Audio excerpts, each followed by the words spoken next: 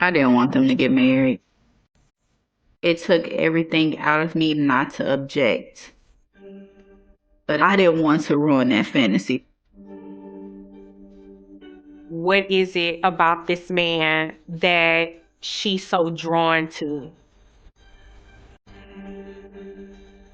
I was honestly very frightened for her and the girls. I was very afraid.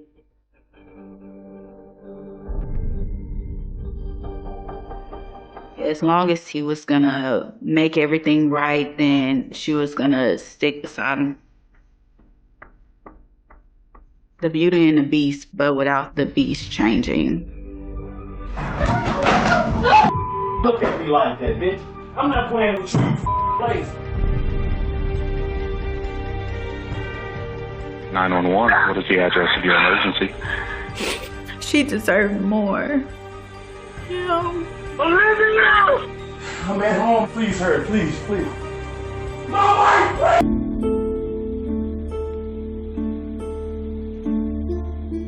We grew up in a household of five siblings, and Olivia being the oldest, me being the second oldest.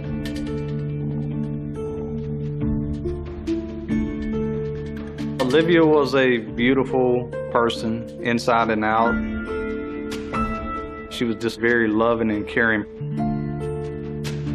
We're less than a year apart, so when I graduated, I moved out of my mom's house and moved with Olivia and her husband. My sister wanted to bring me under her wing, basically show me how to find a job. I would always call her Fabulous Olivia. So this is probably one of those moments. She got the shades on, the drink, got her nails done, and the swimsuit. So this was just Olivia being fabulous. I know she was my sister-in-law, but I always said she was my sister because we talked about everything. Olivia went into the tax business where she became very successful. She was just always into something that was business oriented.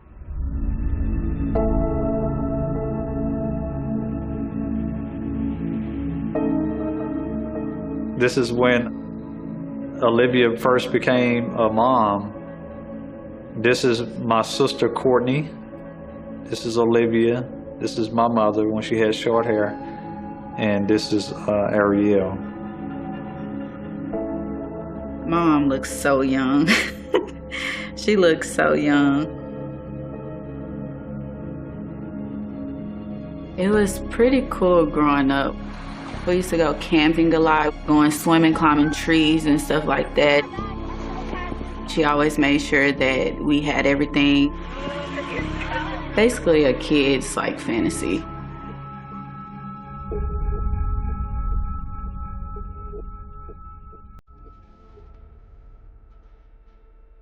The divorce with her and Al was very upsetting to her, very disappointing.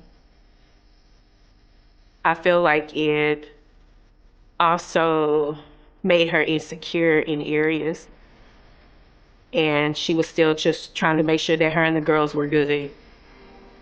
She really had to start over. She definitely did want to meet someone new. She wanted to get that family aspect back.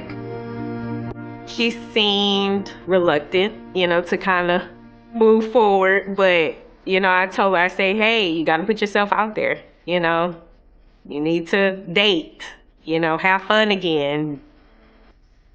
I knew that she wanted to find someone that was actually going to love her and just be all for her.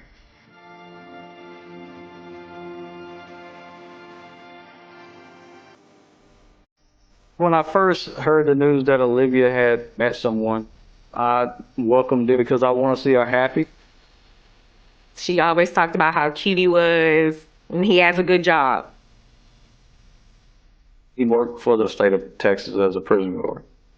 You would think that as a prison guard, they would be some type of protector for their families, for sure.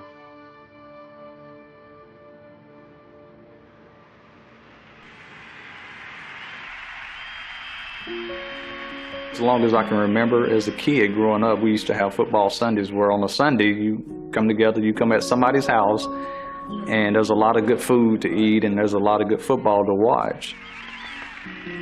Football Sundays at my in-laws.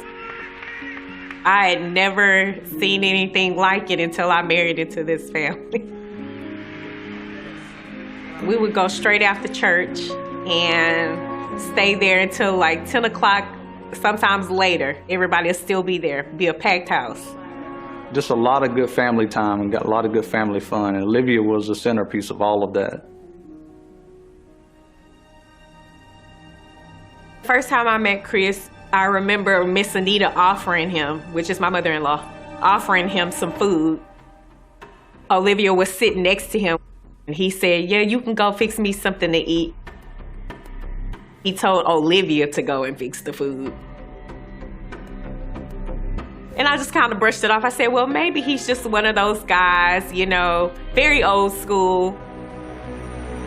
The first time I met Christopher, his whole dynamic was just off to me. When you talk to him, he comes off as arrogant. He is a know-it-all. And he used to tell me all the time, like, oh, I'm gonna marry your mom and all this stuff. And yeah, I would be like, no, you're not. Like, no, you're not. And I would run and tell my mom, like, no, you're not gonna marry this man. Please don't marry this man. Early on in their relationship, Olivia and Christopher Jones had went out to a local restaurant in Beaumont, Texas one night. There was a young lady that Christopher Jones had been dating before. Got upset and started an altercation with Olivia. We just happened to be there, and I guess this was a first date for them.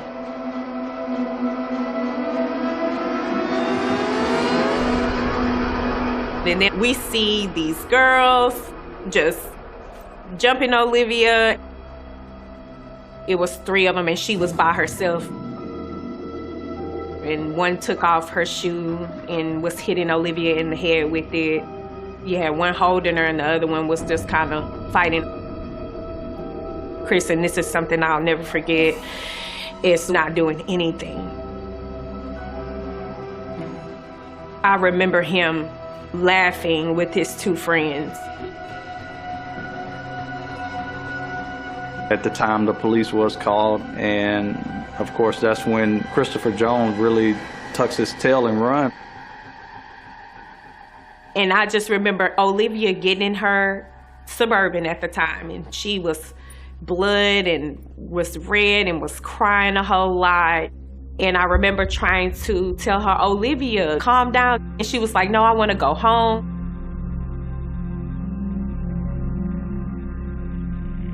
After the fight happened, I did contact Olivia.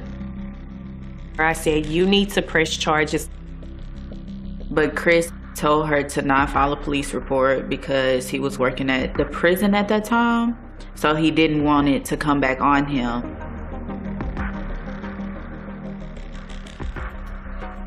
I never had a good feeling from Chris, never. But she didn't see that.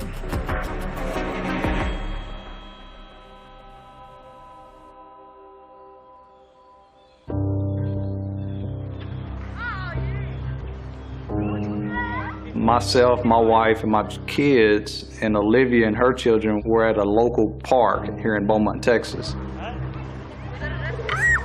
We had been at the park playing and catching up. Noticed that my sister's phone kept ringing, but she would never answer it. And it would ring back to back to back, basically, and she would never pick up the phone.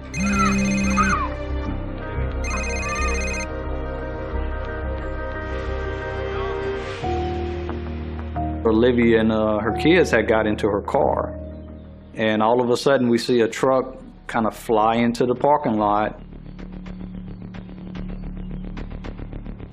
And I was like, well, who is this? And then I see Chris jump out the truck, leave his door open, and I see him punching her glass window. Like, he kept punching it, and at this point, Josh, he sees what's going on.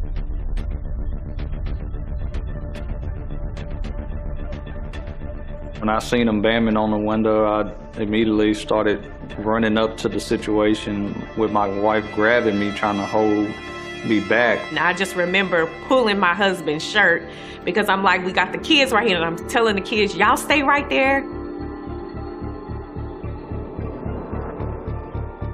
And then at the same time, I'm on the phone with 911. And I see Olivia crying and screaming, please stop, Chris, please stop. I heard my Aunt Brittany say, I'm gonna call 911, I'm calling 911 right now. And that's when he jumped in his truck and he sped off. And I remember him speeding off because he turned the corner so fast it looked like the truck was gonna flip.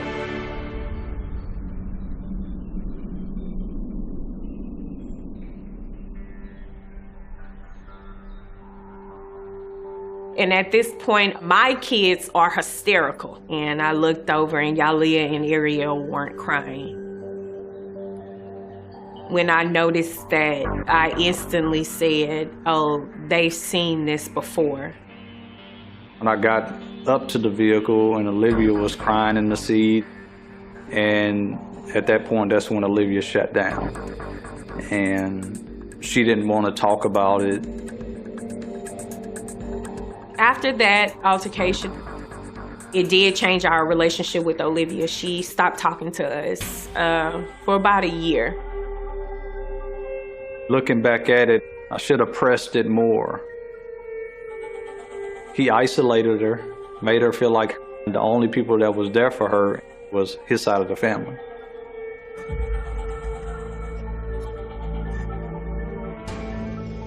They didn't try to justify it.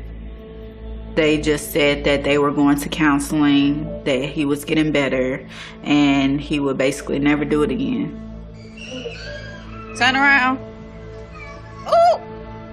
I believe when Olivia cut us off around that time, she was in love with Chris. She was embarrassed by what he had done.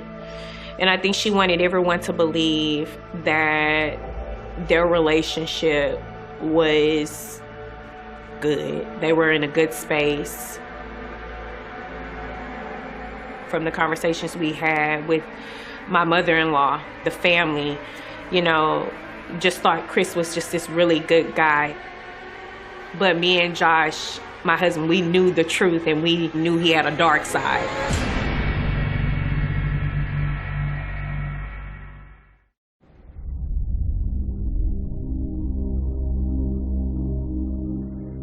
Love me?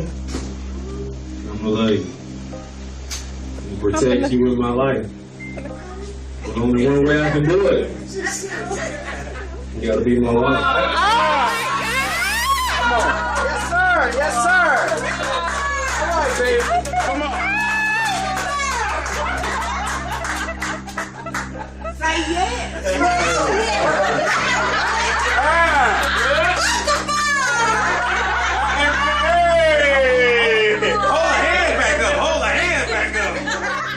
I just remember seeing on social media that he proposed to her and they got engaged.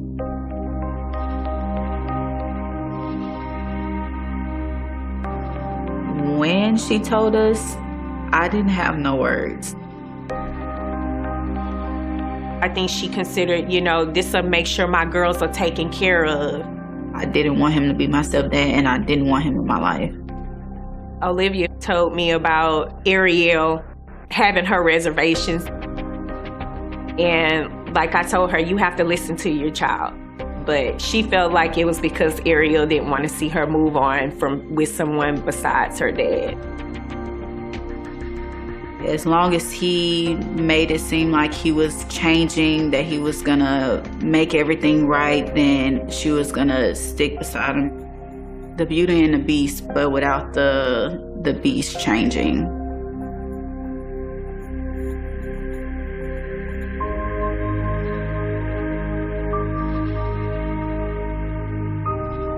Deep down in my heart, I was very confused.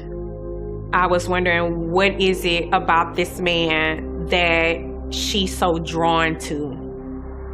Why does she feel like him controlling her is love? And I was honestly very frightened for her and the girls. I was very afraid.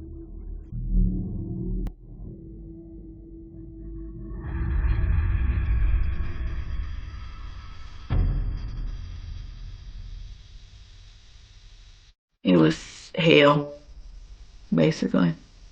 Chris definitely brought the prison to his house. He ran it like a prison. He oversaw it as a prison. So everything had to be done at a certain time, by a certain way.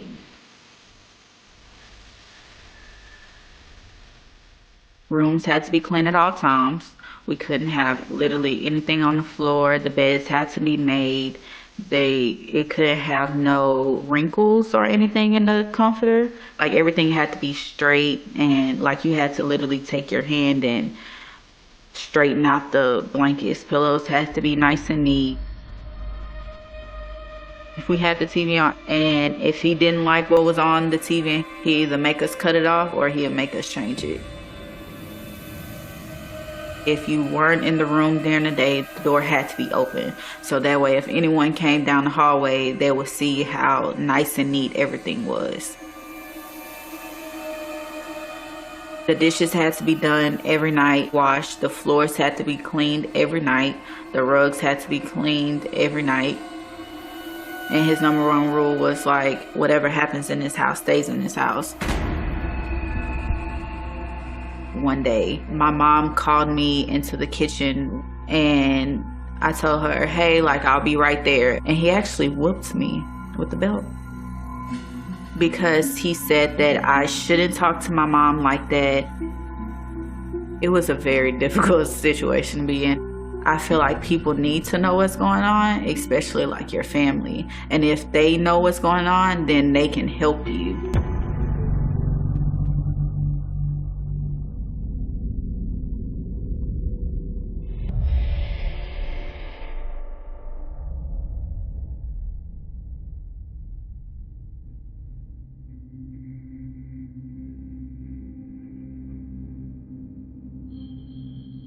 My mom and her mom talked every morning. And when she passed, it basically took away her other half. Chris tried to make it seem like he cared. He tried to make it seem like, oh, he was just so devastated. My mother-in-law passed away, but in all honesty, he really didn't care.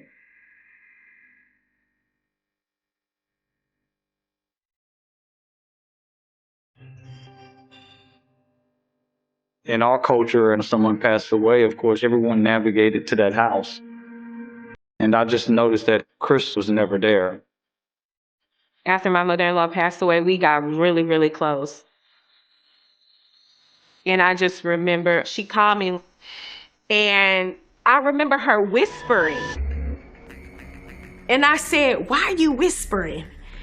And she said, girl, because he got them cameras in there and I don't want him to hear what I'm saying.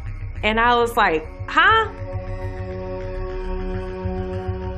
There were a total of 10 cameras. There were 2 in the front. Then they had one pointing towards the hallway right above the front door.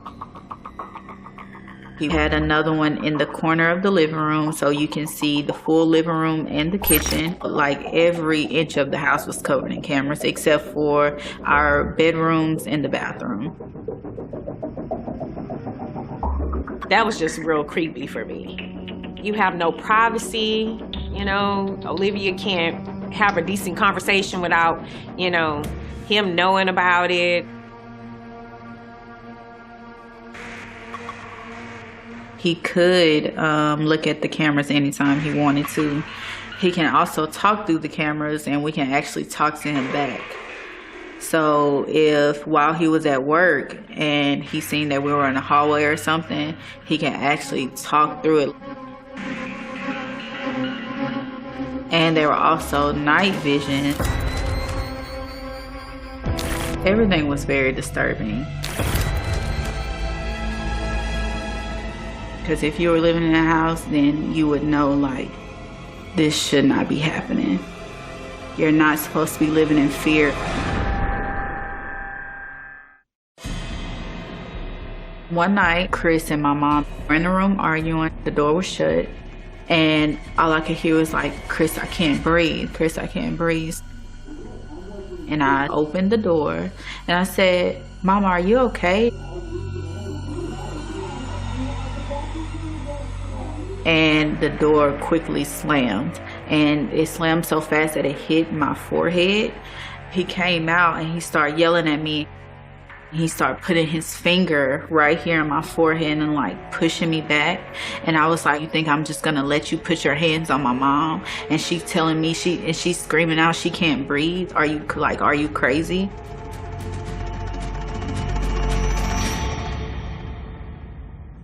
I said, Mom, are you really gonna let him do this to you? Why are you doing this? Why are you allowing him to do this? And she basically said, Ariel, when I feel like enough is enough, then I'm gonna leave. And I said, are you serious? You're really gonna sit up here and let him continue to do this to you?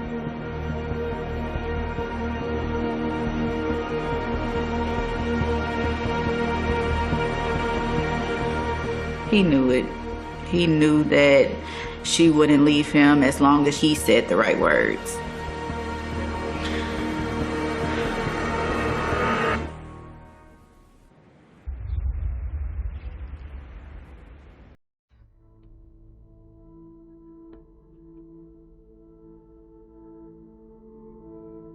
I didn't want them to get married. It took everything out of me not to object during the wedding. But I seen how her face was so lit up. She had the biggest smile on her face. You should have seen her, like her heart was so, it was so happy. I didn't want to be the one to ruin that for her, because she had so many hopes, she had so many dreams to be a wife, to be a mother, to live in a stable household. I didn't want to ruin that fantasy for her. And she came and she hugged us both and she was crying just to see us there. And she said, I'm just so happy to see y'all here because, you know, her sisters weren't there. It was sad that my siblings weren't there. It was strictly because Chris did not want them there and they didn't feel welcome. Chris wasn't going to accept anything that wasn't his way. If it was either his way or the highway. And if he said he didn't want someone there, then that person was not going to be there. He would get into fights at work. And his problems was he didn't know how to control his anger. He also brought recordings back to the house.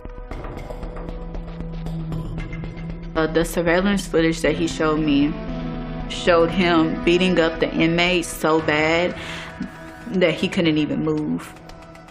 They had to transport him to the ER with all his injuries. I couldn't look at that. It was too much for me. I've never seen that type of anger before in my whole life. He showed us so that way we can get in line also, to show like this is what he do to people that don't follow his rules.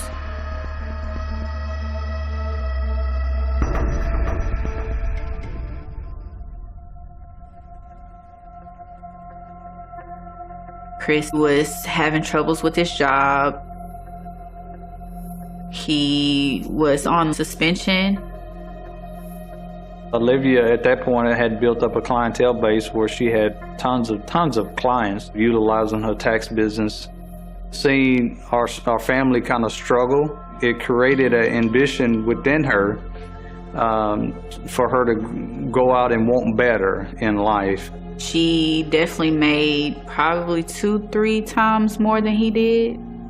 Olivia and Chris, what they did was start another business, which was a food truck business. So Olivia took the money that she earned and invested it into the food truck to get it up and going and get it running. And that way Olivia can continue to do what she was doing. The idea, I would say, was his. but she was the one that was doing all the work. She was the one going to buy the food, prep the food, make sure the labels and stuff was correct. She made it seem like he did all the work, when in reality, the only thing he did was load the truck and cook the food. That was it. He just had her by the collar and just whatever he wanted, she was gonna go do.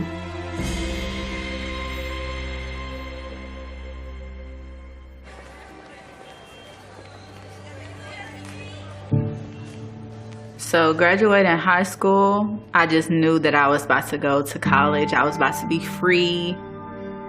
And I just had a big sigh of relief of me finally getting away from the house. But it also scared me because I had to leave them behind. Not only my mom, but my sister. That wasn't how things were supposed to go. And yeah.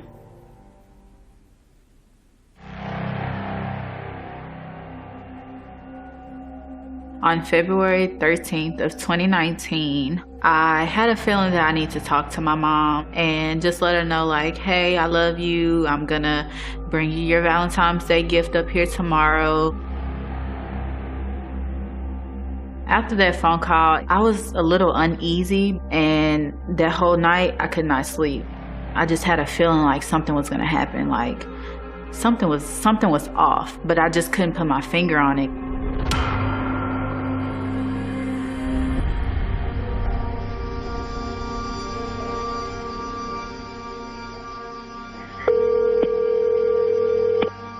Beaumont 911, what is the address of your emergency?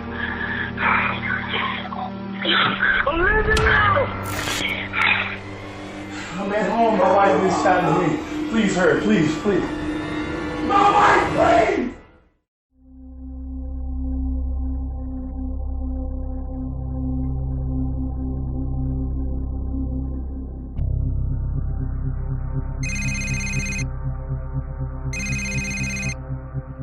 On February 14th, I got a call from Chris around 9:12 in the morning, and he was basically saying, hey Ariel, something happened.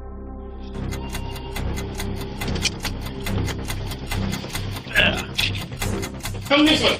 Okay. Please, come this way. This way, this way. Okay. Please. Olivia! Okay. Baby! Sir. Okay. Step back. Step back. What's up, Mr. Butler? I was like, is she okay? Like, what's going on? And he was like, Ariel, it don't look good. Yes. What happened? We had a disagreement. And I say, baby, if you're not working with me, you're working against me. I say, we've been doing this. My 19-year-old stepdaughter was 8. My 11-year-old was 1. I said, Olivia, if we can't get it together, we can't be together. Okay. We got several bleach. And I say, I just want a divorce. Mm-hmm. And her reaction was, and I've been saying this for quite some time. Mm-hmm. And her reaction was, if you don't want me, I'm gonna kill myself. And he said that she ran in the house and got the gun, and she put it up to her head, and she was telling him, if I can't have you, nobody can have you. We got a loaded gun on the side of the bed. We got a loaded shotgun in the corner where the video games is. And he said that when he was trying to get the gun, that it accidentally went off. I said, give me the gun. She like, I don't remember which hand. I'm like, give me that gun. What is you doing? Stop trying to scare me. Uh-huh. I took it. So when you grabbed it, it went off? She yanked. I grabbed it and she yanked back. And the gun went off. Okay. The gun went off. All right. And I did the best I could. What's your last name? Jones.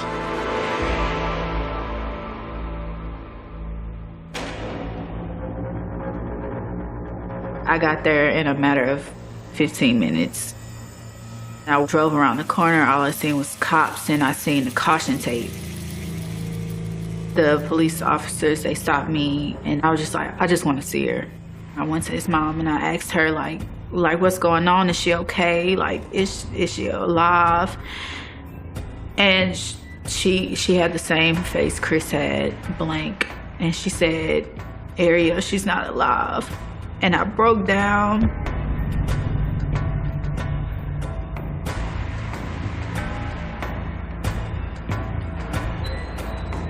I pulled up to a site that I thought I would never see, with police everywhere, with detectives everywhere, with crime scene tape everywhere. I pulled up to a nightmare. When I got on scene, Olivia's car was in the driveway. Her keys were on the trunk of her car. Her phone was inside of her car. There was cold food product in her car, hamburger meat, things of that nature. There was a bouquet of flowers in the car that seemed to have been there for Valentine's Day. It seemed like she was in the middle of something that morning, and it got interrupted by this incident. We made our way through the house to find Olivia, and she was deceased in her bedroom. She was lying on the floor on her stomach, partially clothed. There was a great deal of blood. There was blood spatter. It wasn't until we rolled her over and saw an exit wound coming out of her left eye that we realized that the round had actually struck her in the back of the head. Something that we did notice throughout the home were cameras, surveillance cameras. So we were hopeful we would be able to get some information from those cameras. Absolutely nothing on that scene pointed to a woman that was suicidal or depressed or intending on taking her life that day.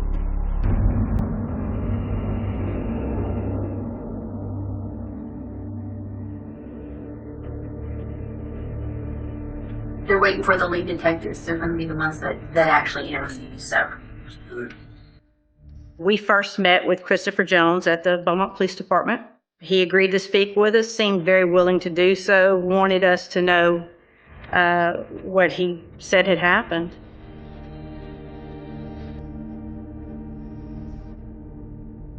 They were preparing the food truck. Sometime during that preparation, he grew upset because he felt that Olivia was not doing her share of the work, had failed him and was not keeping up where she should. There's no reason that certain things wouldn't be done. I am very particular. If you heard that, that's true. I am very particular. You strive for the best for people. I work really hard, and I don't make excuses for myself. And I don't accept excuses for anybody else. So because of these things, he decided he wanted to get a divorce.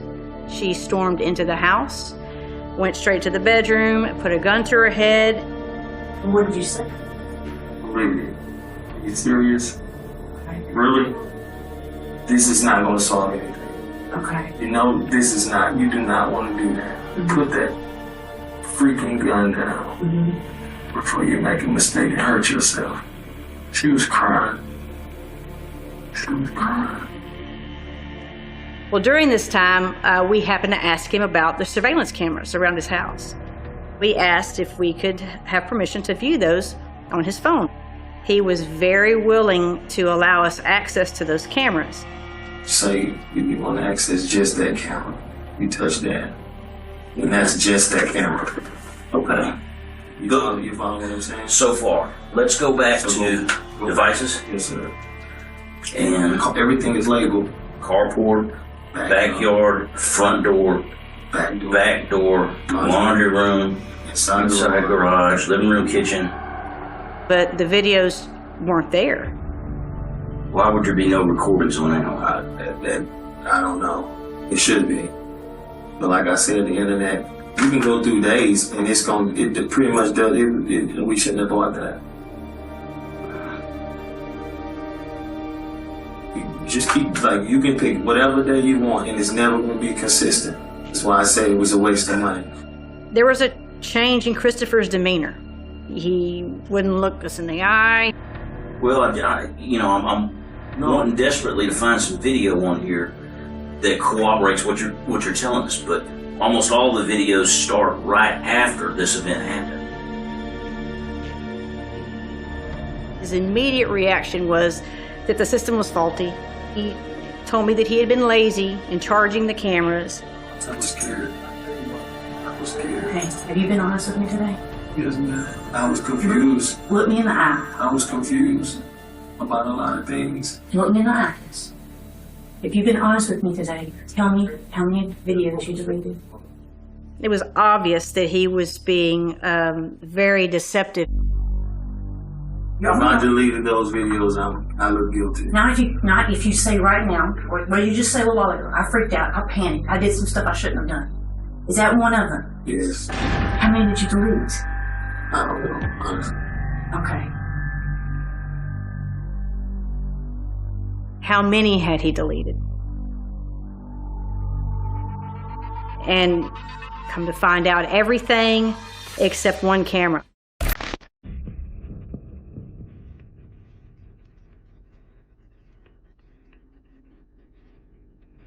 The only video that we saw around the time of the incident was the one showing that Olivia didn't go storming through the house. She didn't go to the bedroom, none of those things. She was actually in the kitchen,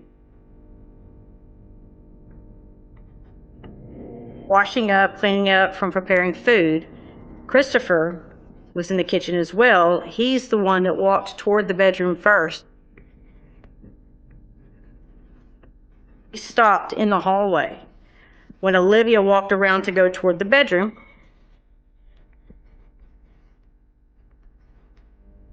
she was startled to find him there.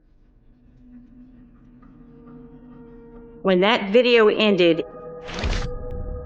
it was less than 3 minutes later that Christopher was on the phone with 911 saying that his wife was shot in the head. I'm at home, my wife was shot in the leg. Please hurry, please, please. My wife, please! I think the reason that one camera was still there is he ran out of time. When Christopher was supposed to be saving his wife's life, he was out in the front yard deleting videos. By the time that interview had ended that day, Christopher was placed under arrest for murder.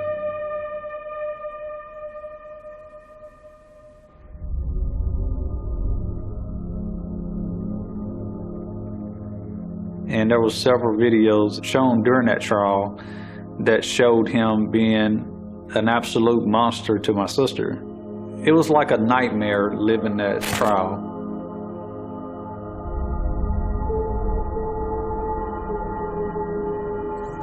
Then you're gonna be looking stupid. Look on the floor. Look on the floor. Look on the floor, White. Look on the floor. Look on the floor. Look on the floor. Look on the that is why is that like that? You're not paying attention. What the is? You wasn't worried about the son of a bitch a minute ago. That's your mother. No! Look at me like that, bitch. I'm not playing with you, lazy. You want to do some shit, not enough? Give it here. You got all the goddamn answers. You don't do a goddamn thing around this right. This your ass, bitch. That's clean dish. That's clean. I didn't want to, they fell on the floor, so I didn't want to reuse them. You look at this. You don't pay attention what the you doing. You all over the place, Olivia. You ain't got the chance to play no home. Food on the wall. Who you burning now? Me. Area don't live here. It's you. It's always been you. Once I seen the video footage, I was just filled with sadness, so much sadness. I felt guilt as to why didn't I see that? Why didn't I know that she was dealing with it was just this bad? You know, why didn't I say something when I could have? Typically, the victim will make excuses for the violent person. The victim will think that they can fix the violent person. And either way, they think that they're in love with the violent person. Once violence begins, it doesn't just stop. Act like you ain't got no patience. You want to have a kid? I'll about my kid. And I'm going to get emotional. It breaks your heart that she went through what she went through. It hurts to know that she, for whatever reason, could not remove herself from that relationship. But for that, she would still be here today.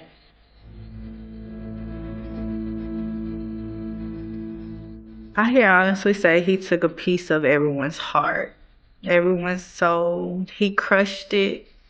Every day I put on this ribbon, this purple ribbon, I put that ribbon on every day in remembrance of her. And it signifies domestic violence. So I wear it every single day. I love her and I miss her dearly.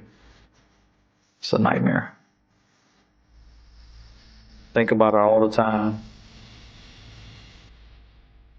I want my mom to be remembered as that happy thought that everyone has, that place they go to when they need peace, joy, happiness. She deserved more. You know, like a smile that you see on everyone's face, like that's her. That food that you love, that's her. The one that makes your soul smile, that's how I want her to be remembered.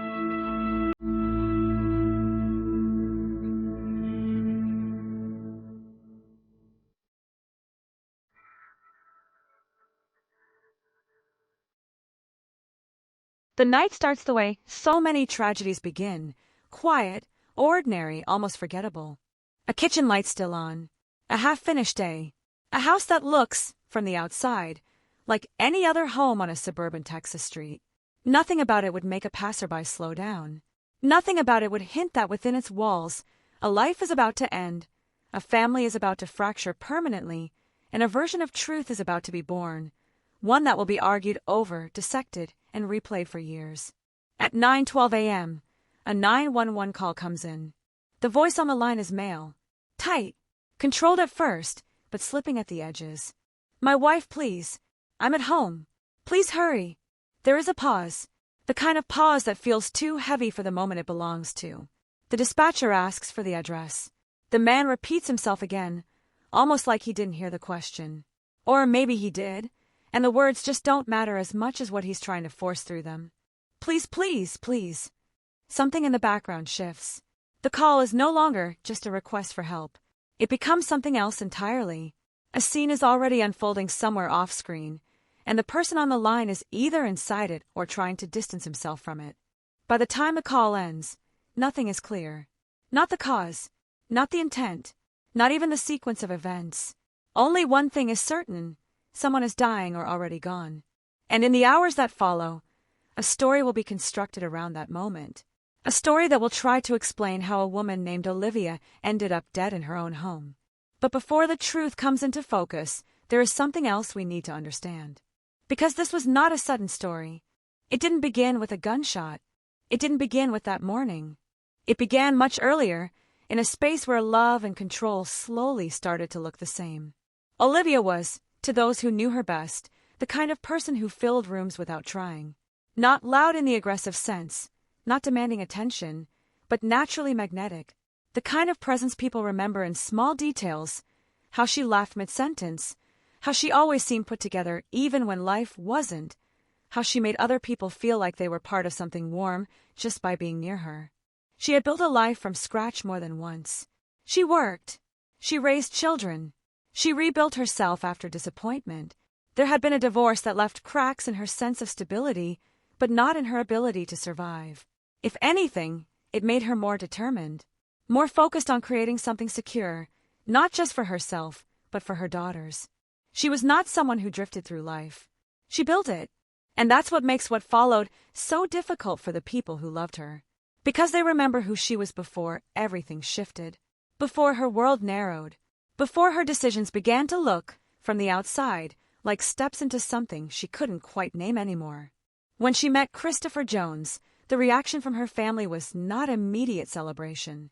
It was something more complicated.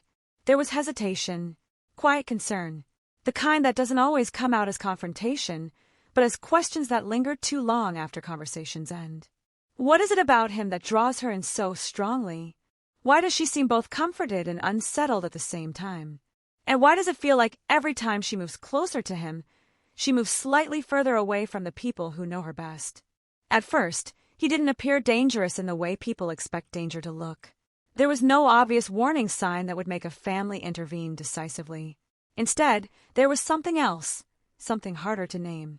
A dominance that didn't always announce itself loudly, but still filled the space. He was confident, opinionated, certain in his worldview, the kind of certainty that can sometimes be mistaken for strength, especially when it is paired with authority in his professional life. He worked in law enforcement within the prison system, a job that carried its own weight, its own culture, its own version of control. And control, as it turned out, was a pattern that didn't stay at work. At family gatherings, small moments began to stand out in hindsight, not always obvious in isolation, but together, they formed something more coherent. A way he spoke to people, a way he positioned himself in rooms, a way he expected things to be done, and the absence of hesitation when they weren't. There was an early incident that would later take on much larger meaning. A public confrontation, a first take gone wrong, a situation involving another woman connected to him from before Olivia. What should have been an ordinary disagreement escalated violently in a restaurant parking lot in Beaumont, Texas. Olivia was attacked, outnumbered, overwhelmed. Witnesses would later recall the chaos. Shouting, physical blows, someone striking her with a shoe, others holding her back while she tried to defend herself. And in the middle of it, the man she had begun building a relationship with was not the protector she might have hoped for. He did not step in. He did not intervene. He stood nearby, laughing with others. That detail would become a fracture point in how some people viewed him forever after. Because violence is one thing, but indifference during violence carries a different kind of weight. It tells you something not just about action, but about instinct. After that night, Olivia was left injured, shaken, humiliated in a way that had nothing to do with physical pain. And yet, she stayed connected to him. That was something her family struggled to understand. Why remain attached to someone who did not protect you when you were vulnerable? Why interpret absence of support as something that could still be repaired? But those questions, as easy as they are to ask from the outside, rarely capture what is happening inside the person making the decision. Because relationships like this don't change in one moment. They shift gradually. They rewrite what feels normal. And slowly, what once felt alarming begins to feel negotiable. After that incident, things did not stop. They tightened. Olivia's world, according to those closest to her, began to shrink in ways that were not immediately visible to outsiders. There were explanations. There were justifications. There were reassurances that things were improving, that misunderstandings were being worked through, that love required patience. And in the middle of that, life continued. She became more successful professionally. She built a tax business that grew steadily, client by client. She was working, providing, managing responsibilities that kept expanding. On paper, she was thriving. But at home, something else was developing. A system of rules that did not belong to her. A structure that dictated how spaces should look, how time should be managed, how silence itself could be interpreted. Rooms had to be kept in perfect order. Not just clean, but controlled. Beds made with precision. Surfaces aligned. Items placed in exact positions. Even the smallest deviation could become a problem. There were cameras in the house. Not one or two, but many. Covering entry points, common areas, hallways.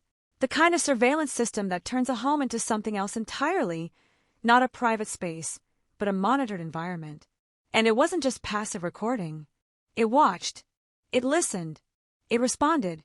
There was no full escape from being seen. Even conversations were no longer fully safe.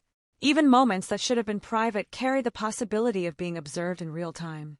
To outsiders, this might sound extreme, but inside the house, Extremes can become normal if they are repeated often enough without interruption. And Olivia, according to her family, began to adapt. Not because she didn't see what was happening, but because leaving something like that is rarely as simple as recognizing it. There are children involved. There is financial dependence. There is emotional attachment. There is hope that the version of a person you first met is still somewhere underneath the version you are now dealing with. Hope is often the last thing to leave, and sometimes it leaves too late. The relationship did not exist in isolation. There were children watching. There were family members watching from a distance, noticing changes in communication patterns, noticing how access to Olivia became more restricted, noticing how conversations felt filtered. At some point, she began to withdraw from people who had known her longest. Not abruptly, gradually. One missed call becomes a delayed response. One delay becomes a week of silence. A week becomes a pattern. And the explanation, when it comes, is usually simple on the surface. Stress, misunderstandings, relationship tension, and need for space. But underneath those explanations, something more complicated is happening. A reorganization of loyalty, a narrowing of access, a quiet isolation that doesn't always look like isolation until it is already complete. By the time family members fully recognized how far things had shifted, they were no longer central in her day-to-day life. They were on the outside of it. And from the outside, warning signs often arrived too late to act on. There were moments of physical escalation as well. Not hidden ones, not subtle ones. At a public park in Beaumont, in front of witnesses, a confrontation unfolded that would later become impossible for the family to forget. Olivia was with her children and relatives when a truck arrived suddenly, aggressively. The man behind the wheel exited quickly and moved toward her vehicle. What followed was chaos. He began striking the window, repeatedly, hard enough to make the scene feel unreal, like something happening in a place it shouldn't be happening. Children were present. Voices rose. Someone called 911. Olivia was crying, pleading for it to stop. The situation escalated fast, then ended just as abruptly when the man left the scene, speeding away. But what remained was not just the fear of what happened. It was the normalization of it. Because after moments like that, decisions are made, not always consciously, to continue, to explain, to reconcile, to believe that it won't happen again. And so life continues forward, carrying the weight of what should have been a breaking point. Until it isn't anymore. Until one morning, everything collapses into a single phone call. A voice on the line. A home that is no longer just a home. And a woman named Olivia, who by the time help is requested, is already at the center of a story that will force everyone around her to ask the same unbearable question. How did it get this far without someone being able to stop it? Beaumont, Texas carries a kind of quiet that is easy to mistake for peace. It is the quiet of neighborhoods where people know each other's cars, but not always each other's stories.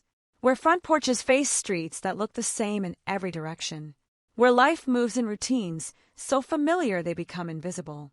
Morning commutes, grocery runs, church on Sundays, family gatherings that repeat like rituals passed down without question. But beneath that surface, like in many places where everyone thinks they know everyone, there are stories unfolding behind closed doors that never fully match what is seen from the outside. The house where Olivia lived with Christopher Jones was one of those places that did not immediately stand out. From the street, it looked ordinary. A structure built for a family that might be busy but stable, active but grounded. There was nothing about it that would suggest it was anything other than what it appeared to be. And yet, inside that house, the atmosphere was shaped less by architecture and more by rules. Rules that were not written down, but enforced all the same. Rules that determined how a person moved through a room, how long they could sit still, how clean a surface had to be, how silence should be maintained, and when it was acceptable to speak. The house functioned less like a home and more like a system. And systems, once established, begin to feel normal to the people inside them, even when they are not. Christopher Jones was not simply a presence in that space. He was the organizing force behind it. According to those who later spoke about life inside the home, everything had structure, and that structure revolved around him. It started with discipline, small expectations that could be explained away as personality traits, a preference for order, a belief in cleanliness, a desire for things to be done properly. At first, these traits might not have raised concern. Many households have strict routines. Many people value structure.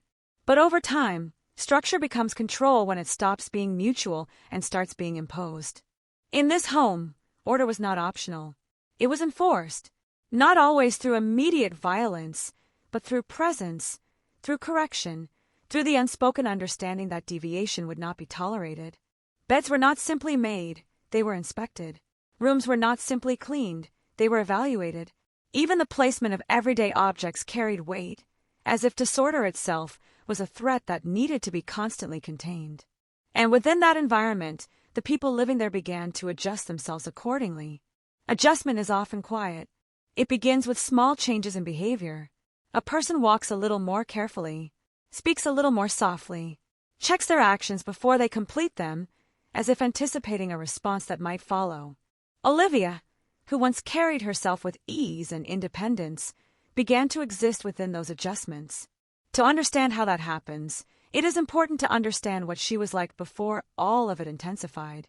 She was someone who had already rebuilt her life once.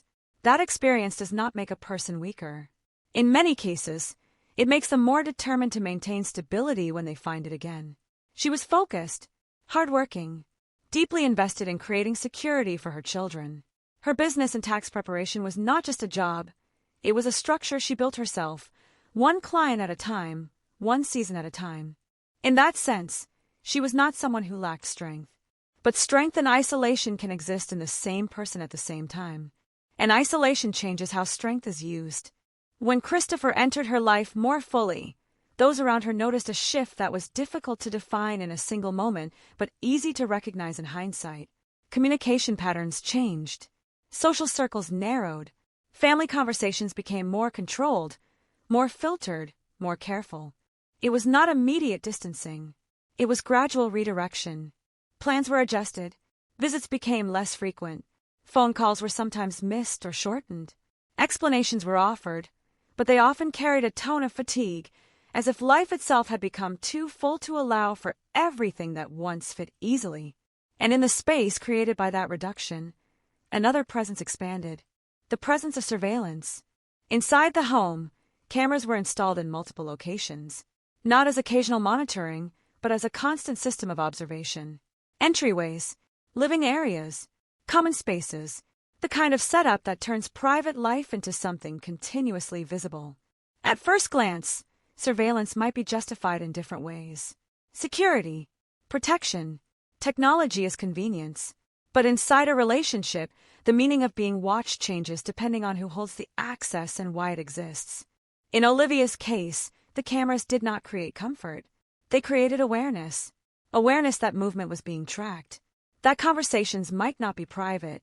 That presence in a room was not simply personal, but recorded. And when surveillance enters a home, it does not remain neutral. It shifts behavior. It introduces hesitation into everyday life. It changes how people speak when they think they are alone. It creates a version of life that is always slightly performed. There were also boundaries that extended beyond physical space. Social boundaries, emotional boundaries, family boundaries. One of the most significant patterns described later by those closest to Olivia was the gradual separation between her and her extended family. It did not happen through a single confrontation or a single decision. It happened through accumulated friction, through moments where contact became more difficult, where visits were discouraged, where presence itself began to feel unwelcome in subtle but persistent ways. At family gatherings that once felt open and central, something had changed. The dynamic was no longer equal. It became conditional. Access to Olivia felt increasingly mediated through someone else's approval, someone else's mood, someone else's presence. And over time, people stopped insisting. Not because they stopped caring, but because repeated resistance has a way of wearing down even strong relationships. This is how isolation often becomes effective, not through force alone, but through exhaustion. Inside the home, there was another layer to the environment that shaped everything else, the presence of authority through intimidation. Christopher's work in the prison system was not just a job title. It influenced how he carried himself, how he spoke, and how he understood control. According to accounts later shared, There were moments where he would bring aspects of his professional environment into the home in ways that were unsettling to those around him. Stories of disciplinary behavior at work circulated within the family's awareness. Stories of aggression, of confrontations with inmates, of incidents that demonstrated a level of physical dominance that extended beyond what many would consider standard professional conduct. And at times, that energy did not stay confined to his workplace identity. It entered the home, not always through direct violence, but through demonstrations, through tone, through stories, through reminders of what he was capable of in environments where authority was absolute. The psychological effect of this kind of presence is difficult to measure from the outside, but those inside it often describe a shift in how safe it feels to disagree, a shift in how conflict is navigated, a shift in how quickly someone chooses to de-escalate rather than escalate. In such environments, peace is often maintained not through mutual understanding, but through avoidance of triggering consequences. As time passed, even moments that should have been shared freely within family structures became complicated. There were restrictions on who could be present in the home. Certain relatives were not welcomed. Certain relationships were discouraged. Certain interactions were framed as unnecessary or disruptive. Gradually, the social world around Olivia narrowed. And as it narrowed, the internal world of the household expanded to fill the space. What replaced it was not just isolation, but dependence. Dependence on the structure of the household. Dependence on the rules within it. Dependence on the stability it claimed to provide, even as that stability came at a cost. To outsiders, looking in from the edges of this transformation, there were moments of concern. Moments where something fell off but was difficult to articulate in a way that would lead to immediate action. Because most of the time, life still functioned. Children still attended school. Work still continued. Social media still showed fragments of normalcy. And normalcy, even when partially constructed, can be convincing. That is what made everything so difficult for those who loved Olivia. Because there was no single moment where everything became clearly wrong. There were only pieces, and pieces on their own rarely force intervention. They require a pattern to become undeniable. And by the time the pattern becomes clear, the cost of it has already begun to unfold in ways that cannot easily be reversed. Inside the house, life continued under its structured surface. Outside, family members continued to watch, worry, and hope that things would stabilize. But stability, in this case, was not a return to what once was. It was something else entirely. Something that would, in time, lead to a morning where a 911 call would break the quiet of Beaumont and turn private structure into public investigation. But before that moment arrives, there is still one truth that remains most important to understand. This was not a sudden collapse. It was a slow reorganization of a life around control, until control became indistinguishable from survival itself. Olivia was the kind of person people describe in simple words at first, and only later realized those words were never enough. Kind, beautiful, caring, strong. But none of those words fully explain what she was to the people who knew her closest. Because she was not just a collection of positive traits. She was a center of gravity in her family's life, a person others orbited around without always noticing they were doing it. When she laughed, it shifted the mood of a room. When she was present, things felt lighter. When she was absent, people noticed it immediately, even if they couldn't articulate why. She was the oldest sister, and that role stayed with her even as she grew into adulthood. Not in an official sense, but in the way she naturally carried responsibility. She checked in. She helped. She guided. She noticed things others missed. If someone needed direction, she was often the one they turned to without thinking. Her family remembers her not as someone fragile, but as someone who held things together. And that is what makes what happened to her so difficult to reconcile in memory. Because the version of Olivia that existed before everything shifted was not someone who seemed easily controlled or diminished. She had already faced challenges in life that required rebuilding. She had raised children. She had worked. She had created stability through effort, not luck. That kind of life builds resilience in quiet ways that are not always visible from the outside. Her sister remembers her as someone who was both glamorous in her own way and grounded in reality at the same time. There were moments where she would present herself with confidence and style, taking care of her appearance, enjoying life when she could. And then there were moments where she was deeply practical, focused on work, focused on providing, focused on what needed to be done next. She was not one-dimensional. She was layered, real. And perhaps that complexity is part of why her story became so difficult to predict from the outside. Before Christopher Jones entered her life more fully, Olivia's world, while not without struggle, had a kind of forward momentum. She was building something, a business and tax preparation that slowly gained clients and stability. It wasn't glamorous work, but it was hers. She had control over it. She understood it. It gave her structure that she could rely on. Her children were central to everything she did. They were not just part of her life, they were the reason behind her decisions. Every shift in direction was filtered through the question of what it meant for them, what it provided, what it protected, what it improved. Those who knew her say she had a vision of stability that was very specific. A home, a partner, a sense of family that felt complete again after her divorce. Not out of desperation, but out of a desire to rebuild something she believed in. And when she met Christopher, that desire found a direction. At first, the relationship seemed to those around her like something she was cautiously optimistic about. He had a job. He had a presence. He appeared confident. He presented himself as someone capable of protection and structure. In a way, he fit into the idea of stability that she was trying to recreate. To people observing from a distance, especially family members, there were early concerns that were not immediately acted upon. Not because they were ignored, but because they were difficult to translate into something concrete. He came across as assertive, sometimes arrogant, but not yet clearly dangerous in a way that demanded immediate separation. And that ambiguity is often where the most complicated relationships begin. Because early warning signs are rarely explosive. They are often subtle, contextual, and easy to rationalize in isolation. A tone in conversation, a dismissive gesture, a moment of discomfort that is explained away as personality difference rather than pattern. In Olivia's case, the early moments of concern were outweighed by her own belief in possibility.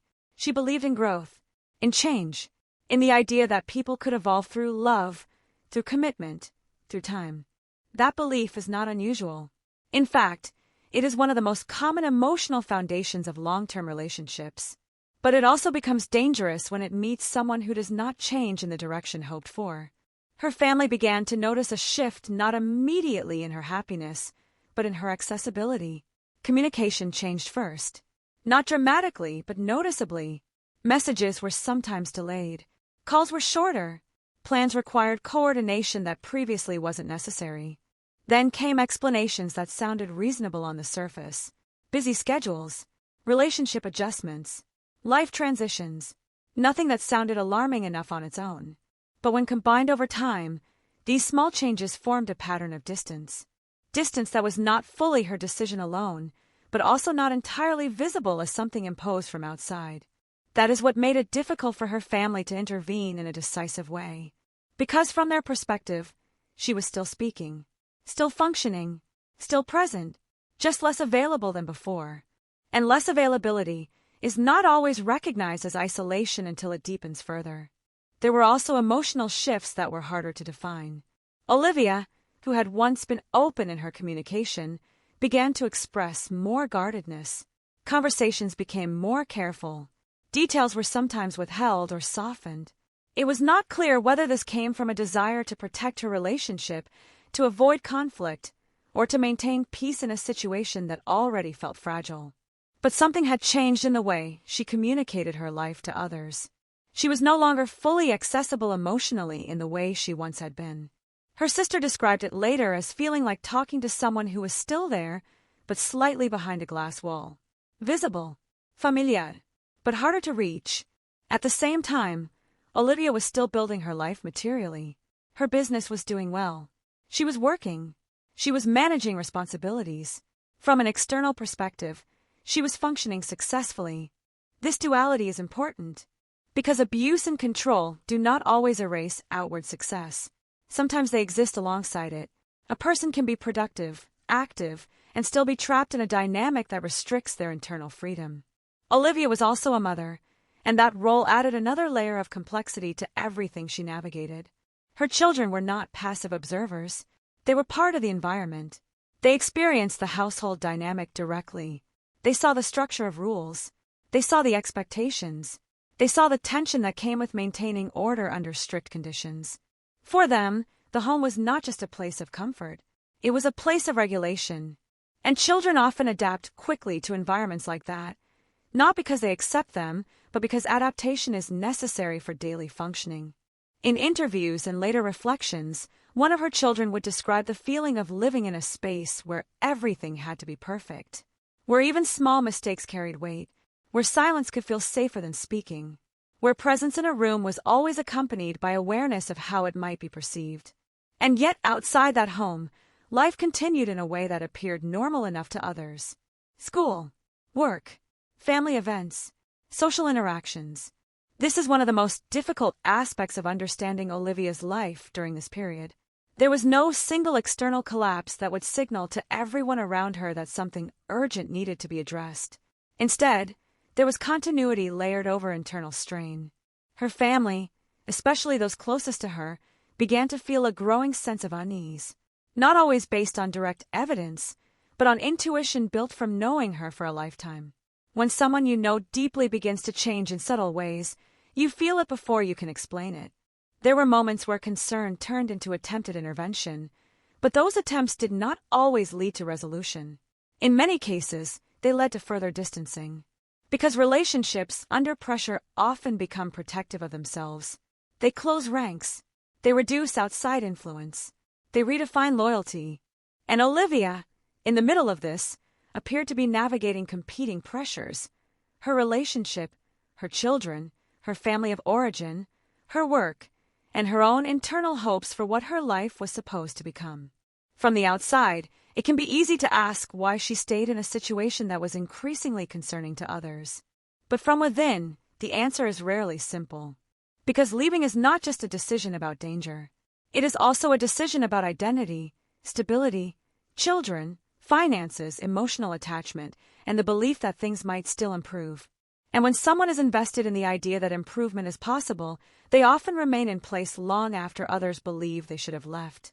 Olivia was not unaware of tension in her life. But awareness does not always translate into exit. Sometimes it translates into endurance. And endurance, over time, can become its own form of survival strategy. Her family would later reflect on the period before everything escalated as one defined by uncertainty. Not knowing exactly how serious things were, but sensing that something was not right. Not knowing how to intervene effectively without pushing her further away. Not knowing how to balance support with respect for her autonomy. That tension left them in a difficult position. Close enough to worry, far enough to be unable to fully act. And in the center of all of it was Olivia, still trying to maintain her life, still trying to hold things together, still trying to believe that stability was something she could eventually build from what she had. But the foundation beneath her was already shifting in ways that would not become fully visible until much later. Until a morning arrived where all those gradual changes would converge into a single irreversible moment. The morning of February 14th did not begin like a tragedy. It began like an ordinary day that had been folded into the shape of routine. There was nothing in the air that announced what was coming. No storm building on the horizon. No unusual silence. Just the steady continuation of life as it had been moving for weeks, months, years, quietly layered with tension that had become so familiar it no longer felt like tension at all. Inside the house, there were tasks already in motion, work that needed to be done. A food truck business that required preparation, coordination, movement, orders to manage, supplies to handle, a rhythm of labor that demanded attention before anything else could be considered. Olivia was there in that rhythm, as she often was, engaged, active, doing what needed to be done to keep things functioning. From the outside, it would have looked like productivity. From the inside, it was responsibility layered on top of expectation, layered on top of pressure that had become constant enough to feel normal. Christopher was there too. The dynamic between them that morning, according to later accounts, was not unusual in appearance. There was work to be done, decisions to be made, roles already established. The structure of their interaction had been shaped over time into something predictable. He directed, she responded, and the system moved forward. But underneath predictability, there had always been friction. Not always loud, not always visible, but present. The kind of friction that builds heat over time without ever fully igniting until something finally gives. There were conversations that morning about work, about expectations, about effort, about whether things were being done correctly, quickly enough, thoroughly enough. These were not new conversations in their household. They were part of a pattern that had developed over time, where productivity and criticism often existed in the same breath. At some point, according to what would later be described, the tone shifted. Not dramatically at first, not in a way that immediately signals rupture, but enough that the atmosphere inside the home began to tighten. Words became sharper, responses became shorter, the emotional temperature changed. In environments like this, escalation rarely appears as a single jump. It builds in increments that are easy to misread in the moment. A raised voice that feels temporary, a disagreement that feels solvable, a frustration that feels familiar. But in this case, something moved past that threshold. What exactly happened in the final moments before the 911 call would later become the center of investigation, testimony, and dispute. But in the immediate experience of those inside the house, it was not a forensic puzzle yet. It was a crisis unfolding in real time. A call to emergency services would eventually come from Christopher Jones. His voice, according to dispatch records and later analysis, carried urgency, distress, confusion, repetition. He reported that his wife had been shot. The details were not initially stable. They shifted as the call progressed. There were attempts to explain, to describe, to make sense of what had just occurred. But the human mind under shock does not always produce linear narration. It produces fragments. And those fragments became the first version of the story that authorities would hear. A wife, a gunshot, an emergency, a need for immediate response. When first responders arrived, they entered a scene that would later be reconstructed in layers. Outside, there were signs of normal activity interrupted. A vehicle present, items left in a state that suggested recent movement, objects that belonged to a morning that had not yet completed itself. A bouquet of flowers, associated with the date, still in the car. Food preparation materials present, indicating ongoing work. The sense that life had been in motion and had stopped abruptly. Inside the home, the atmosphere changed again. Rooms that had once been part of daily routine now became spaces of investigation. Every object began to carry potential meaning. Every position became a clue or a question. The ordinary became evidentiary. And then came the most important discovery. Olivia was found inside the residence. She was no longer alive. The physical details of her condition, recorded later in official reports, were clinical in language but devastating in implication. A gunshot wound, a trajectory that would become central to determining position, sequence, and intent. Blood evidence that marked location and movement. A final moment that had already passed beyond recovery by the time help arrived. For those who knew her, the information did not arrive as data. It arrived as collapse. Because there is a difference between hearing that something has happened and being confronted with its permanence.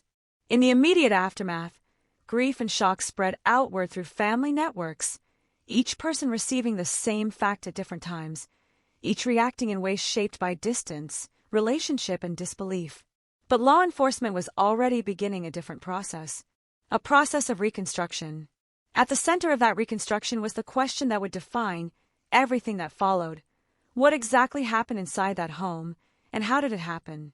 Christopher Jones provided an account. In his version, the situation escalated during an argument. He described frustration, conflict, and a breaking point that led to a decision to separate.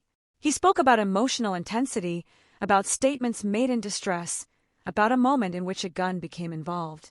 In his telling, Olivia had become emotionally overwhelmed, had expressed suicidal intent, had placed a firearm against herself, and during a struggle over the weapon, it had discharged. It was a narrative that attempted to frame the event as a tragic accident emerging from emotional crisis. But even in the earliest stages of investigation, narratives are not accepted at face value. They are tested against physical evidence, timing, behavior, and consistency. Investigators began to examine the home carefully, and what they found would begin to complicate the story. The house contained a surveillance system, multiple cameras, positioned throughout key areas of the residence, living spaces, entry points, hallways, a network designed to observe nearly every part of daily life within the home. This detail immediately changed the direction of the investigation, because surveillance systems create records, or at least they are supposed to. When investigators attempted to access footage from the relevant time frame, they encountered inconsistencies, gaps, missing segments, areas where recordings should have existed but did not. Some cameras contained no usable data for the critical period. Others showed discontinuities, and one camera, notably, contained partial footage that would later become crucial. The absence of complete recordings introduced a new layer of complexity, because missing footage is not just an absence of information. It is itself a question that demands explanation. Why was it missing? What happened to it? And when? Alongside this, investigators began to examine the physical evidence in relation to the account that had been provided. The position of the body, the trajectory of the bullet, the environment of the room, the sequence of events as suggested by timing.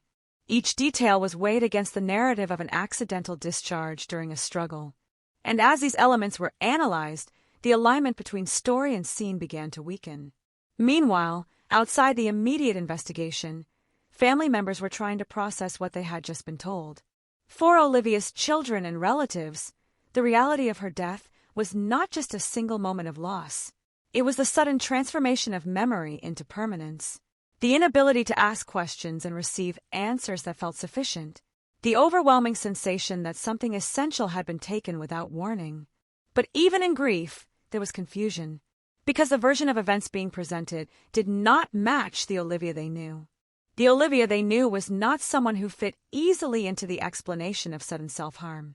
Not because people close to her cannot struggle internally, but because the circumstances described did not align with her behavior, her plans, her presence in daily life leading up to that morning. This dissonance created the first major fracture between narrative and perception. On one side, an account of emotional crisis. On the other, a life that had appeared externally engaged, active, and oriented toward ongoing responsibilities. As investigators continued their work, they also began to review prior incidents, patterns of behavior, and background context. The history of the relationship, previously described by family members, began to take on new relevance. Earlier altercations, public incidents, reports of escalating control, the presence of surveillance, the narrowing of Olivia's social world, the documented tension that had surrounded the relationship over time. Each piece added context, not conclusion, but context that could not be ignored, because in investigations of this nature, the final event rarely exists in isolation. It is interpreted through everything that preceded it. By the end of that first critical phase of investigation, the case had already shifted from a single emergency call into something far more complex. A question had formed that would guide everything that followed, not just what happened in that room, but how a life that so many described as full of strength, responsibility, and care had ended in a situation surrounded by contradiction, missing information, and unresolved tension. And as that question settled into the center of the case, the investigation moved forward into a stage where explanations would no longer be enough on their own. Evidence would have to speak, and it would not speak softly. When investigators begin reconstructing a death scene like this, they do not start with stories. They start with silence. Not emotional silence, but physical silence. The absence of movement, the absence of interruption, the frozen state of a space that was, only hours earlier, full of life and motion. Every object becomes a timestamp. Every surface becomes a witness that does not speak but still remembers. Inside the house where Olivia was found, that silence felt heavy in a way that trained responders recognize immediately. It is not just the quiet of a room after chaos. It is the quiet of something irreversible having already happened and the environment still trying to settle around it. The first priority was securing the scene. After that came documentation, photographs, measurements, the careful mapping of positions and distances. Nothing is touched more than necessary at this stage, because every disturbance risks erasing a detail that might later matter more than it seems in the moment. Olivia was located in a bedroom. The room itself was not destroyed, There was no sign of a struggle that matched the kind of violent chaos people often imagine in these cases. Instead, there was a disturbing contrast between order and finality, a space that still resembled a lived-in environment, interrupted by a single irreversible event. Her position, the condition of the room, and the arrangement of objects nearby were all recorded in precise detail. These details would later be analyzed not just individually, but in relation to each other, forming a spatial narrative that either supports or challenges the version of events initially described. Outside the bedroom, the rest of the house remained intact in its familiar structure. But now every part of it carried potential significance. Hallways were no longer just passageways. Door frames were no longer just boundaries. They became reference points for movement reconstruction. One of the most immediate points of interest was the surveillance system. Multiple cameras were installed throughout the home. This fact alone changed the direction of the investigation significantly. In modern cases, surveillance systems can function like impartial witnesses, capturing sequences that human memory distorts or forgets. They can confirm timelines. They can reveal unseen interactions. They can stabilize uncertainty. But only if the recordings exist. Technicians and investigators attempted to retrieve footage from the system. What they discovered was not straightforward. Some cameras showed partial data, others had gaps. Certain time periods, especially those surrounding the critical window of the incident, were missing or incomplete. The system, which should have provided a continuous record of events inside the home, instead presented discontinuity. This immediately raised questions that could not be ignored. Surveillance systems do not simply lose footage without cause. When they fail to record or when data is missing, there is usually a technical or intentional explanation. Power interruptions, storage issues, manual deletion, system resets. Each possibility carries different implications. As investigators examined the configuration, they began to map what the system should have captured versus what was actually available. This comparison is crucial in forensic work because absence is often as meaningful as presence. In this case, the absence was concentrated around the most critical time frame. That meant attention shifted from passive observation to active inquiry. What happened to the missing data? Who had access? When was the system last functioning normally? Parallel to the digital investigation, physical evidence inside the home was being analyzed in detail. The trajectory of the gunshot became a central focus. Ballistics analysis is not just about where a bullet went, but how it moved through space, what angle it entered from, and what that suggests about positions of people and objects at the time of discharge. In cases involving claims of accidental discharge during struggle, trajectory becomes especially important. A struggle implies movement, resistance, and unpredictable positioning. But certain trajectories are more consistent with stationary positions than with dynamic conflict. Investigators carefully documented the alignment of the wound path in relation to the room's geometry. Walls, furniture, floor level, and the position where Olivia was found all contributed to a three-dimensional reconstruction of the moment. At the same time, gunshot residue testing and other forensic examinations were conducted to establish proximity and handling patterns. These tests do not always provide absolute answers, but they contribute to probability models about what likely occurred. Every piece of physical evidence was being compared against the initial account provided by Christopher Jones. According to his statement, the situation escalated during an emotional argument.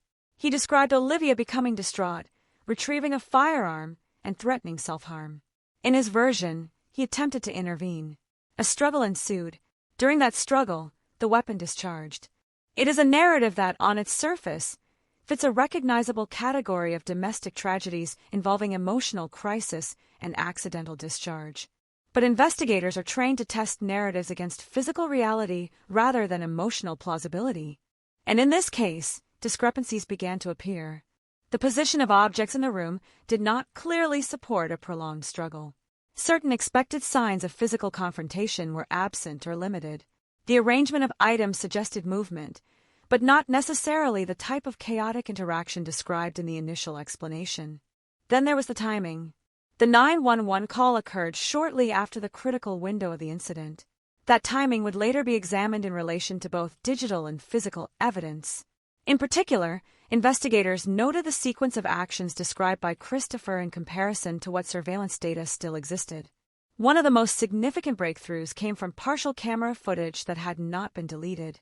This fragment showed activity inside the home shortly before the reported shooting. Olivia was seen in the kitchen area engaged in routine activity. There was nothing in her behavior that suggested immediate crisis or suicidal intent in that moment. Christopher was also present in the footage. What mattered most was not just who was seen, but how movement within the home occurred. Spatial positioning, timing of transitions between rooms, the sequence in which individuals moved through the environment. From this fragment, investigators began to construct a more precise timeline, and that timeline did not align neatly with the earlier explanation. In particular, the footage suggested that Olivia's movement toward the bedroom was not preceded by the kind of emotional escalation described in the initial statement. Instead, it appeared more routine, part of normal activity within the home. This discrepancy was not immediately treated as proof of wrongdoing. In forensic work, inconsistencies are not conclusions. They're flags, indicators that require deeper examination. At the same time, investigators began to look into the state of the surveillance system itself more closely. Digital forensic specialists examined access logs where available. They analyzed system behavior. They looked for signs of deletion, reset, or manipulation. What they found suggested that the system had not simply failed randomly. Certain recordings were missing in a way that was selective rather than total. That distinction is important. A total system failure affects everything equally. Sélective absence suggeste des interventions. This discovery changed the tone of the investigation, because it introduced the possibility that the record of events had been altered after the fact. Meanwhile, outside the technical and forensic work, the human side of the case was beginning to intensify. Family members of Olivia were being asked questions. Statements were being taken. Memories were being compared. And in these conversations, a different picture of her life inside the home began to take shape. They described increasing isolation, increased control over communication, restrictions on access, emotional withdrawal that did not match her previous patterns, concerns that had been expressed but not always acted upon in time. They also described fear, not always explicit fear, but a sense of walking carefully around certain topics, a sense that conflict within the household had consequences that extended beyond immediate disagreement. These testimonies did not replace physical evidence, but they added emotional context to the environment in which the physical evidence existed. And in complex investigations, both matter, because events do not happen in a vacuum. They happen inside relationships, inside patterns, inside histories that shape what is possible and what is not. As the first phase of the investigation came to a close, the case no longer rested on a single explanation. It had expanded into something layered, a death that required reconstruction not just of a moment, but of a system of interactions leading up to it. A surveillance system that was supposed to preserve truth, but instead introduced gaps. A physical scene that raised questions when measured against narrative, and a timeline that was beginning to separate from the original account in subtle but important ways. At this stage, investigators were not yet making final determinations, but they were no longer simply listening to what happened. They were beginning to test what could have happened. And in that shift, the case moved from explanation toward scrutiny, where every detail, no matter how small, had the potential to reshape the entire understanding of what occurred inside that house on the morning Olivia died. As the initial shock of the scene began to settle into investigative structure, attention turned outward from the house itself and into the network of people, relationships, and prior incidents that surrounded Olivia's life. In cases like this, the physical evidence can only answer part of the question. The rest is built from patterns, history, and human behavior under pressure.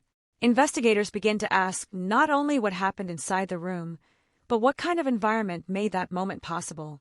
Christopher Jones became the central figure of that inquiry almost immediately, not because conclusions had been reached, but because proximity to the final moment automatically places a person under scrutiny. His account had already been documented, but statements are only the beginning. They are compared, dissected, and measured against everything else that can be verified independently. At first, his narrative presented a familiar structure, a domestic argument emotional escalation, a firearm involved in a moment of crisis, an attempt to intervene, and an accidental discharge during struggle. On paper, it was a scenario that fit within known categories of domestic tragedy. But investigators are trained to resist the comfort of familiar patterns. Familiarity can sometimes mask contradiction. So they began to test his account against external anchors. The surveillance system was one of those anchors. Another was witness testimony from people who had interacted with the couple before the incident. Another was prior police calls, documented disturbances, and family accounts of behavior patterns over time. Each source carried a different weight. Each introduced different levels of certainty and uncertainty. One of the earliest complications came from the surveillance footage that had been recovered in partial form. While incomplete, it provided a sequence that did not fully align with the described emotional escalation leading up to the shooting. Olivia's movements appeared routine in the available segment. She was engaged in normal household activity. There was no visible indication of immediate distress at that point in time. Christopher was also visible in proximity during key moments. What mattered in reconstruction was not just presence, but interaction patterns and timing between individuals. The footage suggested a flow of movement through the home that investigators began to map carefully, frame by frame. This was not yet proof of contradiction in a legal sense, but it was enough to justify deeper examination of the narrative. While digital forensics worked on the surveillance system, detectives focused on behavioral history. This is where prior incidents became significant. Family members and acquaintances began to provide accounts of earlier events that, when viewed in isolation, might have seemed like interpersonal conflict, but when placed together formed a pattern of escalation and control concerns. One incident that stood out involved a public altercation in Beaumont, where Olivia had been physically attacked in a chaotic confrontation involving other individuals connected to Christopher's social circle at the time. According to witness accounts, Olivia was assaulted while Christopher did not intervene in a protective capacity. Instead, his behavior during the incident was later described by witnesses as detached, even indifferent, as the situation unfolded around her. For investigators, this type of incident is not evaluated emotionally but contextually. It contributes to understanding relational dynamics, particularly how conflict is managed within a partnership and what roles individuals adopt under external stress. Another layer of concern came from reports of increasing control within the household environment. Family members described a gradual but consistent pattern of separation. Communication became restricted, visits were discouraged, conversations were monitored or influenced by presence within the home. Over time, Olivia's access to her own family network appeared to diminish. In isolation, each of these changes could be explained in multiple ways: relationship stress, personal choice, work pressure, emotional withdrawal. But investigators are trained to look for convergence. When multiple independent indicators point toward the same directional shift, the probability of a pattern increases. The presence of surveillance cameras inside the home added another dimension to this analysis. A system that monitors nearly every common area of a residence creates not just observation, but behavioral modification. People begin to adjust their actions when they believe they are being watched continuously. This can affect speech patterns, movement, emotional expression, and conflict behavior. In this case, the extent of surveillance raised questions about privacy, autonomy, and control within the household structure. Detectives also examined the professional background of Christopher Jones, particularly his work in the correctional system. While employment alone is not indicative of behavior in private life, occupational environments can influence communication style, conflict response, and perceptions of authority. Witnesses and family members had previously described him as someone who carried a strong need for control within the home environment. Some accounts characterized his behavior as authoritative, rigid, and highly structured. Others described instances of anger and escalation in professional or work-related contexts that had reportedly carried over into personal life discussions. Investigators do not rely on character descriptions alone, but they use them to frame hypotheses about behavioral patterns that may or may not align with physical evidence. As the investigation progressed, attention returned repeatedly to the surveillance system because it represented the most objective potential record of events. Digital forensic analysis began to focus on system integrity. Specialists examined whether the system had experienced failures, resets, or intentional interference. What they found was not a uniform loss of data, but a more selective absence of recordings during a critical time frame. This distinction is crucial in forensic investigation. A total system failure would affect all recordings equally. Selective absence suggests targeted removal or disruption. This did not immediately establish intent, but it significantly raised the level of scrutiny. Investigators also reviewed access patterns where possible. Who had administrative access to the system? When it was last functioning normally? Whether any manual interventions occurred around the time of the incident? These questions began to form a parallel investigative track alongside the physical reconstruction of the shooting scene. At the same time, witness interviews with family members of Olivia expanded the emotional context of the case. Her relatives described her as someone who had been increasingly isolated from her support network. They spoke about changes in communication, reluctance to share details about her daily life, and a noticeable shift in how freely she could engage with family conversations. Some described a sense that she was carefully managing what she said and how she said it, particularly when Christopher was present or nearby. Others described direct concerns about her well-being that had been difficult to act upon decisively because Olivia herself often reassured them that things were improving. This is a common and complex dynamic in cases involving controlling relationships. External observers may see warning signs, but the person inside the relationship may still express commitment, hope, or belief in change. That internal perspective can create hesitation in outside intervention. Investigators also reviewed prior law enforcement interactions involving the household.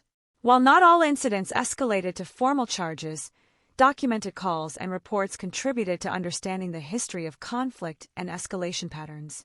Each report added another layer to the timeline, not as isolated events, but as part of a continuum that now extended from early relationship concerns through documented public incidents, through increasing household control measures, and finally to the morning of Olivia's death. As these elements were compiled, investigators began to construct a broader behavioral profile of the relationship environment, not to assign immediate guilt or innocence, but to understand context. Because context determines interpretation, and interpretation determines direction. By the end of this phase of investigation, the case had developed several key areas of focus. First, inconsistencies between the initial narrative and partial surveillance footage. Second, concerns about selective absence of digital evidence from the home surveillance system. Third, documented and reported patterns of control, isolation, and escalation within the relationship environment. Fourth, physical evidence from the scene that required careful reconciliation with the described sequence of events. None of these elements alone determined the outcome of the investigation, but together, they created a structure of uncertainty around the initial explanation. And in investigative work, uncertainty is not a conclusion. It is a turning point. At this stage, Christopher Jones remained the primary person of interest, and his account remained under active examination. But the case had expanded beyond any single statement. It had become a reconstruction of a relationship, a household, and a sequence of events that could no longer be understood through one perspective alone. What remained now was to determine whether the evidence would ultimately support the narrative of an accident born from emotional crisis, or whether it would point towards something more deliberate hidden beneath the surface of a carefully constructed explanation. And that determination would require the next stage of investigation, where fragments of truth would begin to align or break apart under closer scrutiny. The breakthrough in cases like this rarely arrives as a single dramatic revelation. It comes instead as a convergence, a moment when separate strands of evidence that once seemed disconnected begin to align in a way that is difficult to ignore. In Olivia's case, that convergence began with the surveillance system.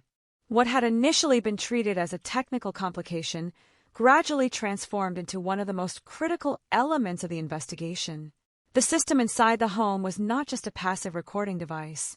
It was extensive, covering multiple areas, designed in a way that suggested intentional oversight of daily life. That design alone already carried implications about control and observation within the household environment. But the true significance emerged when investigators were able to reconstruct what the system should have captured compared to what was actually available. Digital forensic specialists examined the device logs, storage behavior, and access history. What they identified was not consistent with a simple malfunction.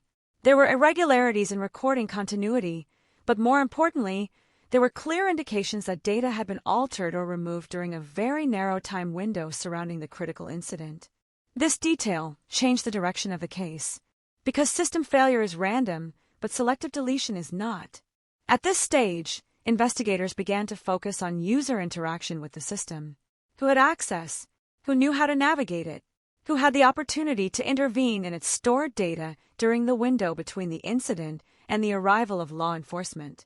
Christopher Jones, by virtue of living in the home and being familiar with the surveillance setup, was one of the individuals with direct access.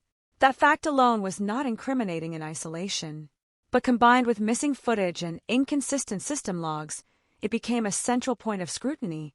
As forensic teams continued their analysis, attention returned to the partial footage that had already been recovered. This fragment became the anchor point for reconstructing the final sequence of events. Frame-by-frame analysis revealed movement patterns inside the home that did not fully align with the initial statement provided during the first interview. Olivia's presence in the kitchen appeared calm and routine. There was no visible indication of an immediate emotional breakdown in that moment. Her actions suggested engagement in normal household activity rather than distress-driven behavior. Christopher's movement through the space was also carefully mapped. What investigators focused on was not just where he was, but when he moved relative to Olivia. Timing became a critical factor. The sequence suggested a progression toward the bedroom that was not clearly consistent with a sudden crisis initiated by Olivia in isolation. Instead, the footage indicated proximity and interaction that required further interpretation within the broader timeline. This did not yet constitute definitive conclusion, but it significantly weakened the clarity of the original narrative. Parallel to the digital evidence review, investigators conducted a more detailed behavioral analysis of prior incidents involving the couple. This phase of the investigation expanded beyond immediate family testimony into documented interactions with law enforcement and witnesses who had observed earlier conflicts. One recurring theme that emerged from multiple independent accounts was escalation of control within the household environment. Family members had previously described increasing restrictions on communication, monitoring of interactions, and a gradual isolation of Olivia from her broader support network. These patterns were now being re-examined not as isolated relational tension, but as part of a broader behavioral framework. In investigative terms, pattern recognition becomes crucial when multiple sources independently describe similar dynamics. While each account may carry subjective interpretation, consistency across different observers strengthens the reliability of the underlying pattern. Another significant element involved reports of prior physical confrontations in public settings. Witnesses had described incidents where Olivia was physically assaulted in the presence of others while Christopher did not intervene in a protective manner. These accounts contributed to the assessment of relational dynamics, particularly how conflict and vulnerability were managed within the relationship. Investigators did not interpret these events as direct evidence of what occurred on the day of Olivia's death. Instead, they used them to establish behavioral context. Understanding how individuals respond to conflict, stress, and external pressure is essential when reconstructing the final moments of a fatal incident. As these elements accumulated, the investigation began to shift from a single event analysis into a broader relational reconstruction. At the same time, forensic examination of the physical scene continued to produce findings that required careful interpretation. The trajectory analysis of the gunshot remained a central focus. Specialists examined spatial relationships within the room, including the position of the body, nearby objects, and the likely angle of discharge. In cases involving claims of accidental discharge during struggle, investigators look for signs of dynamic interaction, movement markers, displacement of objects, physical indications of prolonged resistance. While some elements suggested activity in the room prior to the shot, other aspects did not fully align with a sustained struggle scenario as described in the initial statement. This created a growing tension between narrative and physical evidence, a tension that could not yet be resolved but could no longer be ignored. The most significant turning point came when investigators integrated the digital evidence findings with the physical reconstruction. When viewed separately, each category of evidence had limitations. The surveillance footage was partial.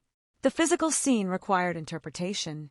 Witness accounts were subjective, but when combined, patterns began to emerge. The reconstructed timeline suggested that Olivia's final movements within the home did not correspond clearly with the escalation sequence described by Christopher Jones. Instead, there appeared to be a discrepancy in the timing and nature of interactions leading up to the moment of the shooting. In particular, the absence of clear evidence supporting a sudden suicidal crisis within Olivia's behavior immediately prior to the incident became increasingly significant. Her actions in the available footage did not indicate emotional collapse. Instead, they reflected continuity of routine activity. This discrepancy forced investigators to re-examine the core assumption underlying the initial narrative. At the same time, attention intensified around the surveillance system irregularities. Digital forensic experts identified what appeared to be a targeted interruption in recording during the critical time frame. While the exact method could not be immediately confirmed, the pattern of missing data suggested intervention rather than random failure. This finding marked a shift in investigative focus from reconstruction of accident scenario to examination of potential evidence manipulation. It was not yet a conclusion of intent or responsibility, but it represented a threshold moment in the case. A point where the explanation provided at the beginning no longer fully contained the evidence being uncovered. As pressure on the timeline increased, investigators conducted follow-up interviews with Christopher Jones. These sessions focused on clarifying inconsistencies between his account and the emerging technical findings. Questions centered on sequence of events, access to surveillance systems, and the specific actions taken in the minutes immediately following the incident. During these interviews, investigators noted behavioral changes in responses when discussing the surveillance footage and its availability. The explanation initially provided for missing recordings did not fully align with technical analysis of system behavior. This divergence further contributed to investigative concern. Meanwhile, family members of Olivia were continuing to provide additional context. Their statements reinforced earlier descriptions of her character, her routines, and her intentions for the future. They described plans that were ongoing, responsibilities that were active, and emotional engagement with her children, and work that did not reflect withdrawal from life.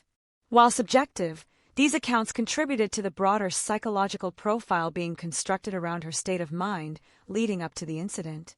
Taken together, all of these elements created a complex evidentiary landscape. A partially recovered digital record suggesting selective absence of footage, a physical scene requiring reconciliation with multiple possible interpretations, a narrative account that contained internal inconsistencies when compared to technical findings, and a relational history marked by patterns of control, isolation, and prior escalation incidents. By the end of this investigative phase, the case had reached a critical threshold. The initial explanation of an accidental discharge during emotional crisis was no longer sufficient to account for all available evidence without significant unresolved contradictions. At the same time, investigators had not yet made a final determination of intent or legal classification. What had been established, however, was something equally important. The case could no longer be understood through a single narrative lens. It now required adjudication of competing explanations, each tested against physical, digital, and behavioral evidence. And as this realization settled over the investigation, attention began to shift toward the next stage, where legal interpretation and formal accountability would replace preliminary reconstruction, and where the question would no longer be what might have happened, but what the evidence could ultimately prove to a court of law. By the time the case reached the courtroom, it was no longer defined by a single moment in a bedroom or a single 911 call made in panic or urgency. It had become something much larger, a structured conflict between two competing realities, each built from fragments of evidence, memory, interpretation, and reconstruction. On one side stood the prosecution, carrying a narrative shaped by forensic analysis, digital evidence, and behavioral patterns observed over time. On the other side stood the defense, anchored in the explanation initially provided by Christopher Jones, a story of emotional escalation, a firearm introduced into a volatile domestic argument, and a tragic discharge during a struggle that was never meant to end in death. The courtroom itself became a space where those two versions were no longer abstract ideas. They were tested under light, under scrutiny, under the weight of expert testimony and cross-examination. Every detail that had once existed in reports or interviews was now translated into something more rigid, something that had to withstand challenge. Christopher Jones sat at the center of it, no longer just a person in a house or a voice on a phone call, but the focal point of a legal structure trying to determine intent. Around him, the courtroom atmosphere carried a tension that was not loud but constant, the kind that settles into silence when everyone understands that what is being decided carries irreversible consequences. The prosecution began by reconstructing the timeline in precise order. They walked the jury through the morning in measured steps, carefully aligning surveillance fragments, forensic findings, and witness testimony into a single sequence. The emphasis was not on emotional interpretation, but on consistency. What happened first, what happened next, and what could be verified independently. The surveillance system became one of the central pillars of their argument. Experts explained how the home was equipped with multiple cameras covering key areas of daily activity. They described how such systems typically preserve continuous records of household movement, and how in this case, that continuity was broken during the critical time frame surrounding Olivia's death. The prosecution did not present the missing footage as a simple technical failure. Instead, they introduced expert testimony suggesting selective absence of data, an irregular pattern that indicated deliberate interference rather than random malfunction. The jury was shown comparisons between expected system behavior and actual recorded output, highlighting gaps that aligned too precisely with the time frame of the incident to be dismissed as coincidence. This was paired with testimony regarding access, who could operate the system, who had administrative control, who had both opportunity and knowledge of how to manipulate it. The implication was not stated in emotional terms, but constructed through procedural logic. Then came the physical evidence. Forensic experts described the trajectory of the gunshot, the positioning of the body, and the spatial relationships within the room. They explained how certain aspects of the scene were consistent with movement, but others raised questions about the nature of that movement. The prosecution emphasized that while struggle was possible, the specific configuration of evidence did not fully align with the described scenario of a prolonged, chaotic attempt to disarm a suicidal individual. They carefully avoided absolute language, instead guiding the jury toward probability, toward alignment and misalignment between narrative and physical reality. Witnesses were called to establish context. Family members of Olivia described her character, her plans, her ongoing work, and her role as a mother.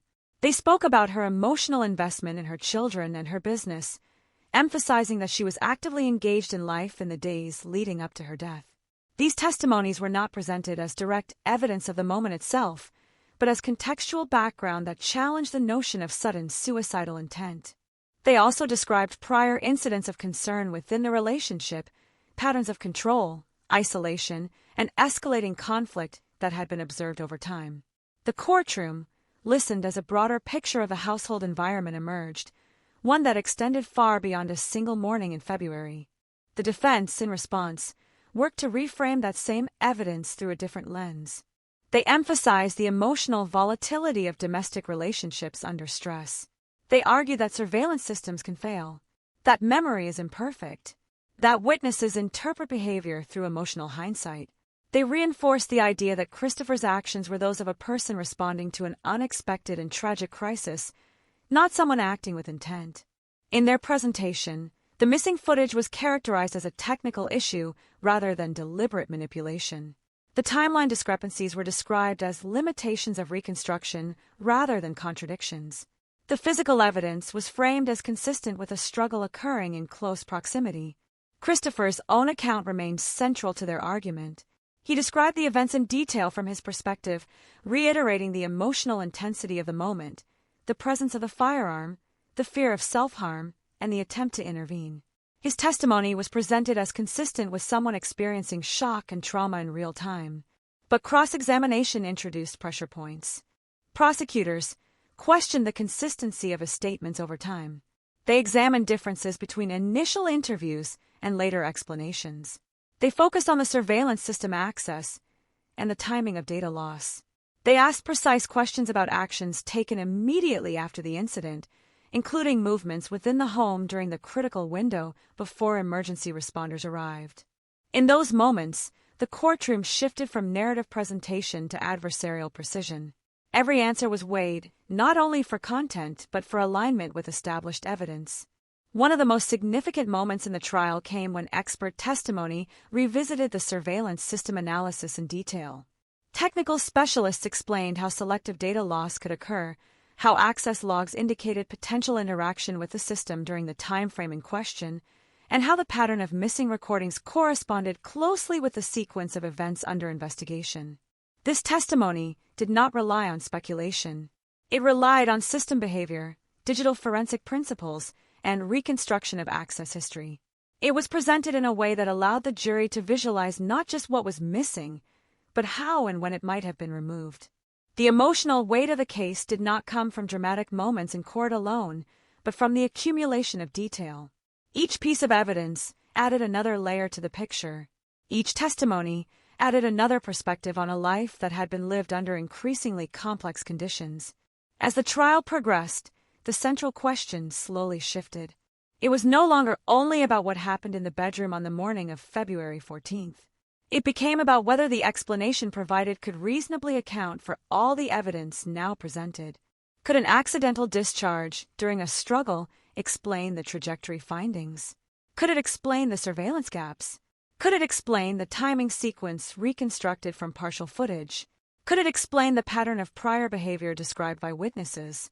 The jury was asked not to decide based on emotion, but on whether reasonable doubt remained after all evidence was considered together. Closing arguments brought the competing narratives into direct confrontation.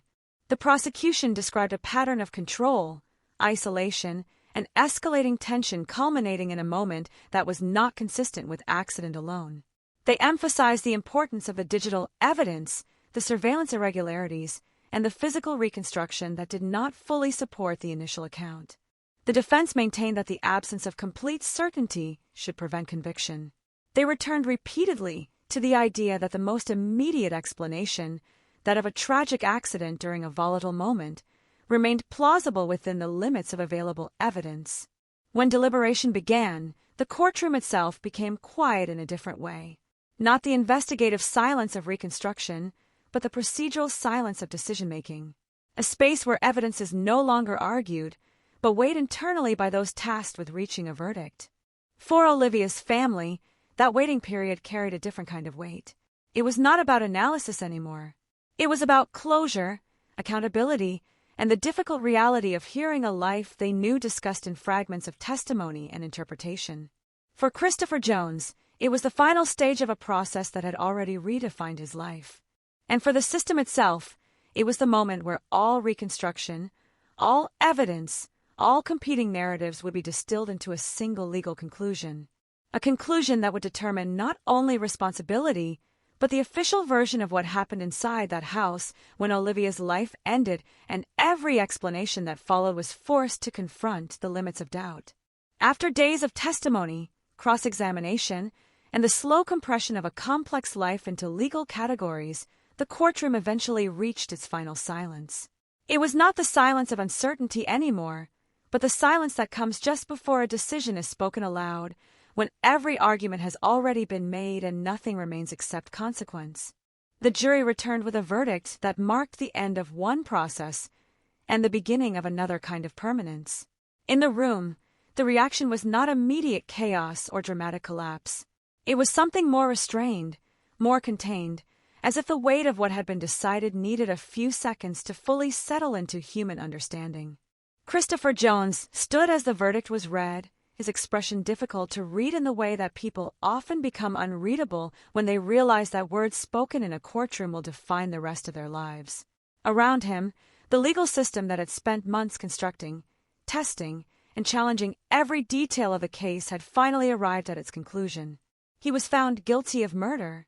The word itself did not change anything physically in the room, but it changed everything in meaning. It redefined the narrative that had been contested from the beginning. It replaced uncertainty with legal certainty, even though emotional and human complexity would continue to exist outside the boundaries of the verdict. For Olivia's family, the moment was not experienced as victory. It was experienced as confirmation of something they had already been living with since the day she died, the permanent absence of someone who had been central to their lives.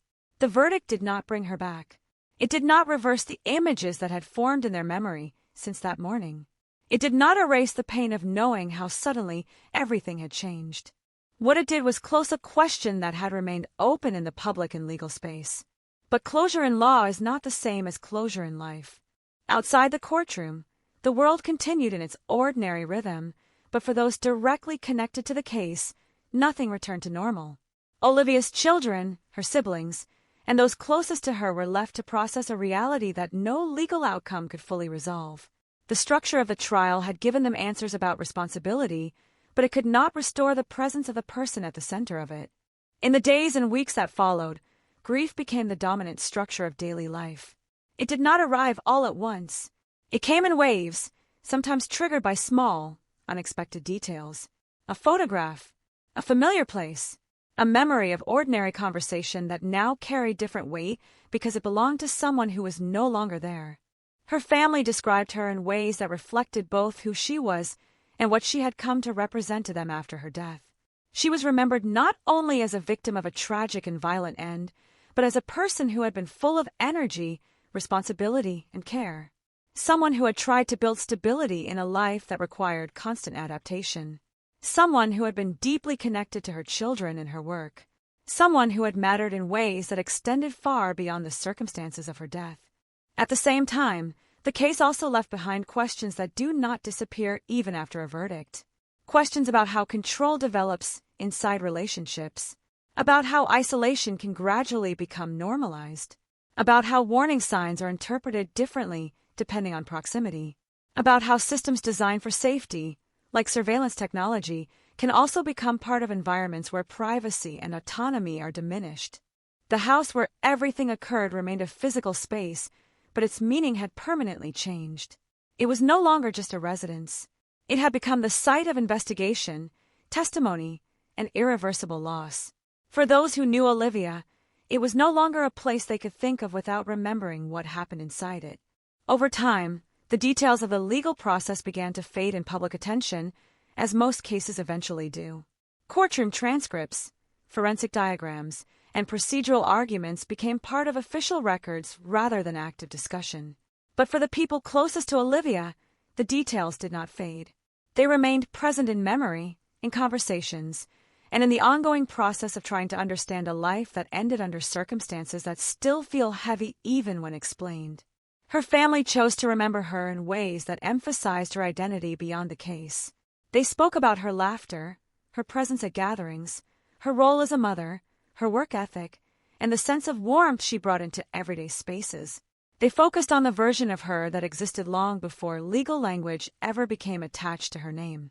In doing so, they separated who she was from how she died, and that distinction became essential for survival. For those who study domestic violence and coercive control, cases like this are often discussed not only in terms of legal outcome, but in terms of pattern recognition.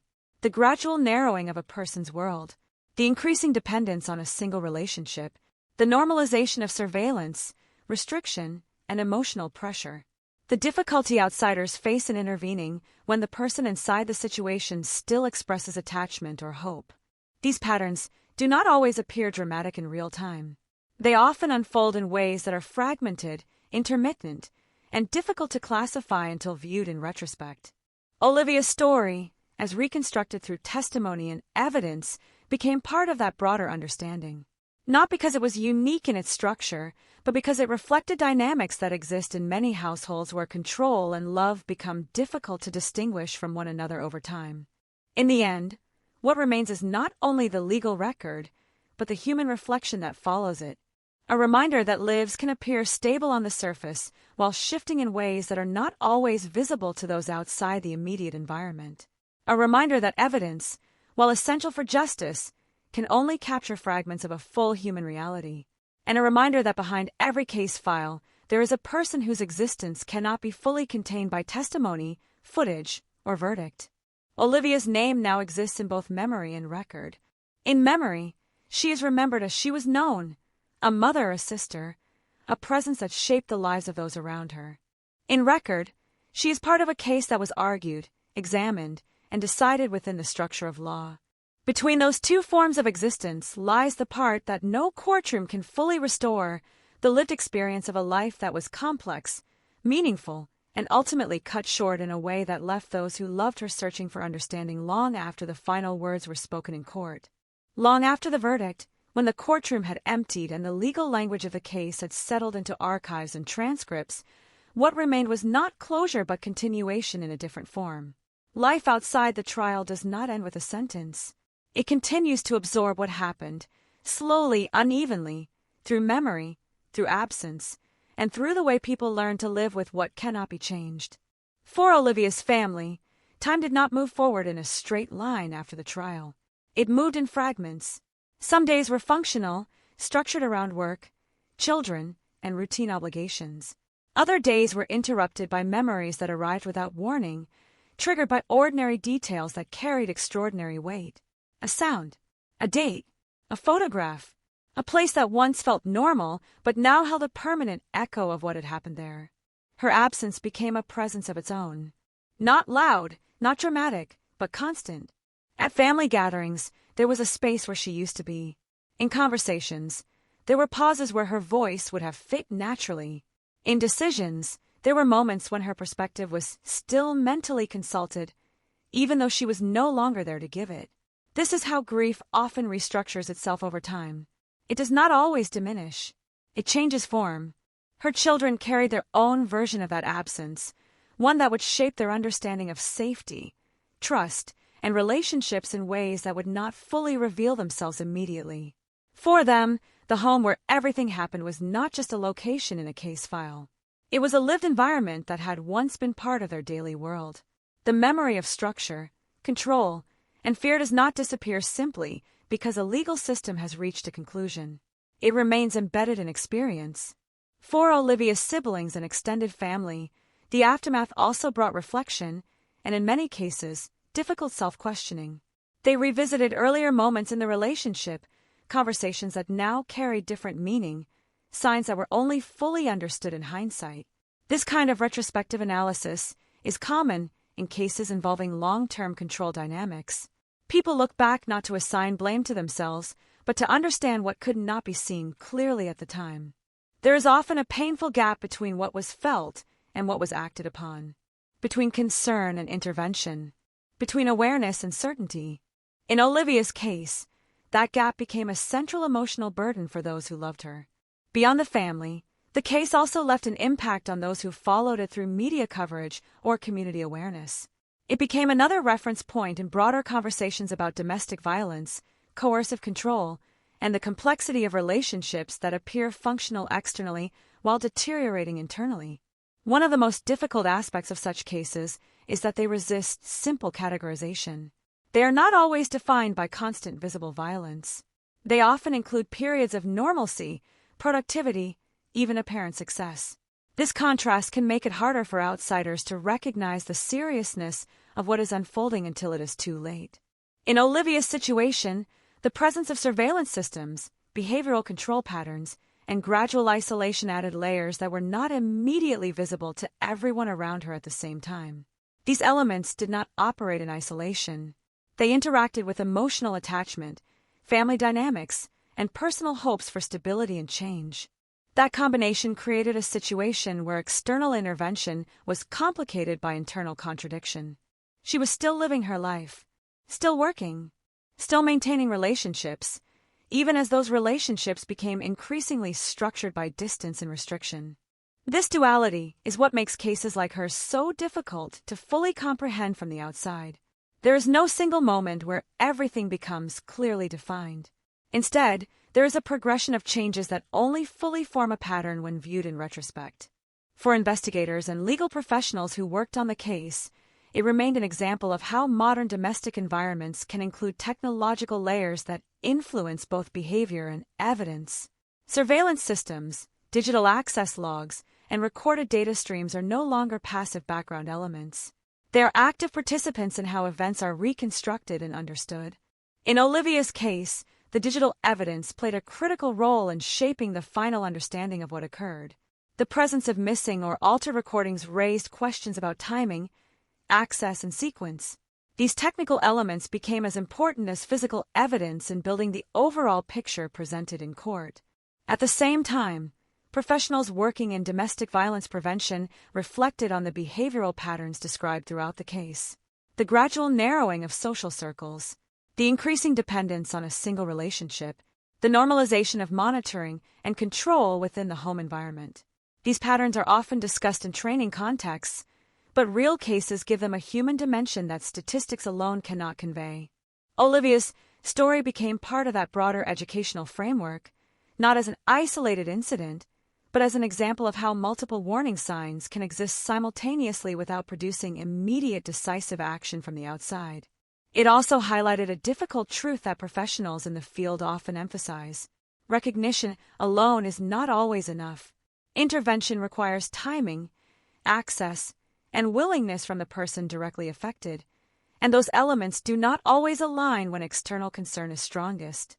Years after the incident, what remains most present for those closest to Olivia is not the courtroom or the investigation, but the memory of who she was before everything narrowed around her. They remember her presence in ordinary life, her role in family gatherings, her conversations that mixed practicality with warmth, her ability to manage responsibilities while still maintaining personal connection with those she cared about. These memories exist alongside the knowledge of how her life ended, but they are not replaced by it. Instead, they coexist. This coexistence is part of how people continue forward after traumatic loss. They hold both the person and the circumstances in the same emotional space, even when it is difficult to reconcile the two.